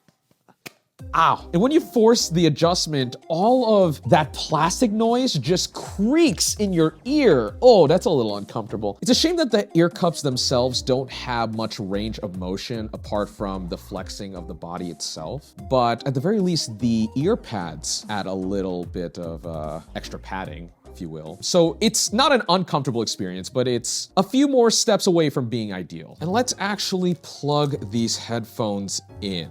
Plug it in, plug it in. For a $17 pair of Temu gaming headphones, music sounds great on this. It's certainly not perfect, but that bass is seriously punchy, which I think you'll want at least for some immersion when you're playing things like shooting games. Like, it's not crisp, you do lose out a bit on the mids and highs, but things still come across fairly clean. If you want your weapons to have presence, these $17 headphones absolutely do that. I also realized I haven't plugged it in via USB. Oh yeah, not too shabby. Looks like the back of an LG Ultra Gear monitor. Right now, I am recording with the built-in microphone on the G2000 using Audacity on my MacBook. Now I am recording with the built-in microphone on the G2000. That's a sound being picked up from this microphone? Yo, what the heck? That's really good. But we still haven't opened up our Amazon boy, the Turtle Beach Recon 50. So for $8 more, what exactly are we getting? Points to Turtle Beach for functionality. The mic is removable, so if you don't want to rock with it, you can just take it off. That's great. And wow, okay. I also like this a lot. If the extra $8 go anywhere, it is in the quality. Yes, it is still a bunch of plastic everywhere, but it does feel a little more premium. The finish won't attract a lot of fingerprints or dust. It'll be more resistant to gamer things, sweat, fingerprints. Yeah, there is certainly less creaking as well on here. They are a lighter and more compact pair of headphones. Most importantly, the ear cups do rotate. And oh no, these ear cups are actually big enough just barely to go over my ear. So plus points there. You know what else that $7 extra gives you? Definitely way more comprehensive sound quality. I think this is a better well-rounder, especially for music. I do get a little bit of that bass. It's not as punchy, but I think where it makes up for it is the clear mids and highs. Vocals sound really good here. Yeah, this is way better for music. But obviously, it's also a gaming headset, so we absolutely absolutely need to try some games. You get way more detail in these turtle beaches, and that's for sure. Again, I think the thing I loved about the G2000 was there was a lot more punch when it came to these shots. However, here, the shots are a bit more crisp, but I think it really just depends on what you are looking for sound signature-wise. I think generally speaking, these turtle beaches have better sound quality. So this is what the microphone on the Turtle Beach Recon 50 sounds like. You'll also get to hear what that handling noise is like, but hopefully the mic sounds good. Oh, that's peaking. And this is what it sounds like now that it's at a good distance away from my face. From what I can gather listening to both of these microphones on my MacBook speakers, I think Turtle Beach records my voice very clear, which I think you'd want for obviously communication in games and voice chats on Discord. But weirdly enough, I think the G2000 captures more of my body. More of my body, ew. Captures more body in my voice, at least for how deep mine is. But as an overall package, oh boy, man, what would I pick? I think sound quality wise, I'd go with the Turtle Beach. With the mic, I would go with the G2000. Actually, overall package, I'd really go Turtle Beach, I think. I think it's a little more well-rounded. Yeah, I mean, it's close, but I'm gonna give it to the Turtle Beach. Those 96,000 reviews on Amazon were certainly not lying. 4.4, 4.5 stars? I can absolutely believe it. When it comes to cheap gaming mice, it's hard to go wrong with Razer's Death Adder Essential. And turns out, whether it is on Amazon or on Temu, that is exactly what they recommend you buy. This one I bought from Amazon for $25, and this one I bought off Temu was also $25. And looking at the packaging, the only way that I can really tell that one is from Temu versus Amazon is the fact that the Temu one is just littered with way more information and stickers and whatnot. But otherwise, the packaging itself looks exactly the same. And so I want to see if this mouse is actually real. Open these as side by side as I can possibly do it. One has a proper instruction manual, which was our Amazon one, but the Temu one has this bootleg ass looking, what? Oh, that's not even the right font. So maybe my hunches are starting to be right? That don't look real at all. So just as a reminder, the black mouse is our Amazon one and the white one is from Temu. So the cables on both sides look absolutely identical, even down to the Razer branding on the actual USB port. And side by side here, all the text and stuff lines up fine, though I think the printing on the white one looks slightly off, like blurrier. Yeah, all of it looks virtually identical. Clicks and scroll wheel, also pretty much the same. Yeah, I mean, look, if this is a fake, then it's most certainly a good one. Looking at these side by side though, not gonna lie, the white LED on the white mouse looks pretty clean. Not that that's really an indicator of it being bootleg, because I think lighting in these types of products is pretty standard and easy to do these days. But man, that white is way brighter than the green. I think by appearances, the fake mouse is doing a very good job here. So I'm downloading Razer Synapse right now to see if the software will pick up the Death Adder Essential that we bought off Amazon, as well as if it'll figure out the one on Temu as well. Okay, so the Death Adder Essential shows up here in my devices, and we can change up all of the macros and settings and whatnot, so that's pretty standard. What about if we plug in the fake one? Survey says that is a negative. Synapse does not show up until I plug in the real one. This is the imposter. It's very, very minor, but the glides on the bottom of the real one also feel a bit smoother than the one on the fake one. That aside though, let's be real here, like, it doesn't hugely matter that this is a fake mouse in the sense of functionality. You're not gonna really notice a difference between these two unless you really had them back to back and were being very granular about your observations. But where I think the atrocities really happen is in the fact that they are the same price, whether you are buying it on Temu with a fake one or on Amazon with the actual thing. And if you are going to buy a fake one, it should at the very least be cheaper. Otherwise, why would you go with it? Ah, man. If this thing was like $10 cheaper, yeah, go for it. I think the differences will be negligible, but oh man, for the same price, Amazon. Clear winner, for sure.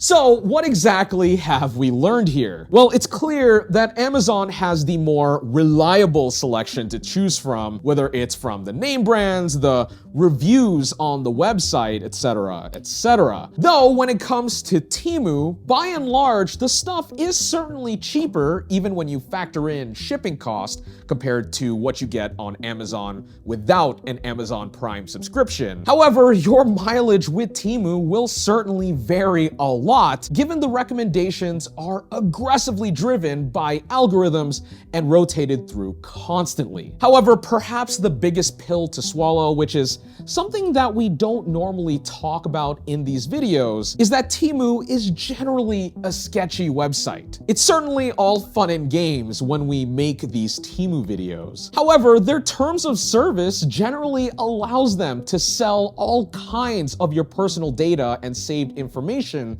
without your consent to whatever third parties want it. Credit card info, name, addresses, etc. And that f***ing sucks. If foregoing the risk is worth saving a couple of bucks or playing product gotcha to roll for something good, then cool, I'm not gonna tell you how to live your life. And I most certainly will not be stopping making these videos because you guys absolutely love watching them. Those hundreds of thousands of views absolutely speak for themselves, and I run that risk for myself knowing that. Just keep this in mind if you are even remotely considering buying stuff on Temu, but let me know what you think about all of this in the comments below. Otherwise, thanks for watching this video on Denki channel.